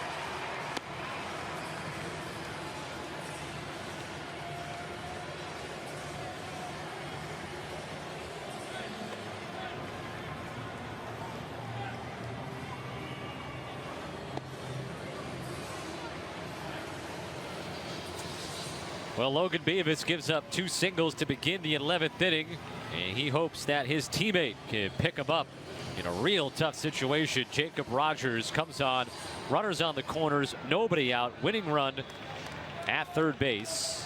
We saw Rogers pitch Friday against Oklahoma. Got 2 outs through 9 pitches and struck out a batter. That's all that was on the stat sheet for him. No hits, no runs, no walks. He comes on here and faces Micah New. You got your outfield up halfway. They've got to be able to throw him out at the plate. Your infield's up. The runner at first is not relevant. The only runner you're worried about is the guy at third base. Ball 1 inside to New. You know, life of a relief pitcher. You woke up this morning, man, and say, I hope I get to pitch today, but you don't know what situation you're always coming into. The 1-0. In on the hands, looped, coming over, and they collide. They make the catch. The center fielder Thompson throws home, and Arkansas wins. And fittingly, it's Damian Ruiz scores his 2nd run of the game. He reaches base all 6 plate appearances, 11 straight. Now there's a chance here that Ruiz missed the plate there, but it looks like they're saying no, he got it. And whether or not the tag was even applied, Arkansas wins it on a sacrifice fly, 6-5. And the Razorbacks, they survived this one. Texas Tech almost came away with that win in the 9th inning. Wow, and look, that could have thrown the guy out at home plate. He wasn't going to go. The only reason why he went is when they collided, the third base coach did a great job. You always go back to tag, but once he saw them, there was a possibility they were going to collide. He gave him the option visually. When he saw him, you're coming off there hard to fake, but when he saw him collide a little bit, he's like, go, and then it was going to take a perfect throw to get him at the plate. Even though it was close, he was able to slide into home plate and win the game for the Razorbacks. So they are not reviewing this, and this is what the final play was. Yeah, right. Because when they collided, it was 3 shuffle steps from the center fielder Thompson at that point, and that allowed him to get off at third base and get home and score. It looks like he dove on top of the plate and got his hand down on it. It all came from the third base. Their third base coach wanted to make sure he touched home. So he was hollering, go back and touch home. He goes, I did. See, he said, I did, but I'm going to go back and do it just to make sure. That's coaching. Hey, that happens there once in a while. So Arkansas 2-1 this weekend. Texas Tech, despite the late inning effort, falls to 0-3. And they'll have to wait a little bit longer for that first win since 2019 against Arkansas. So the Razorbacks finish at 2-1.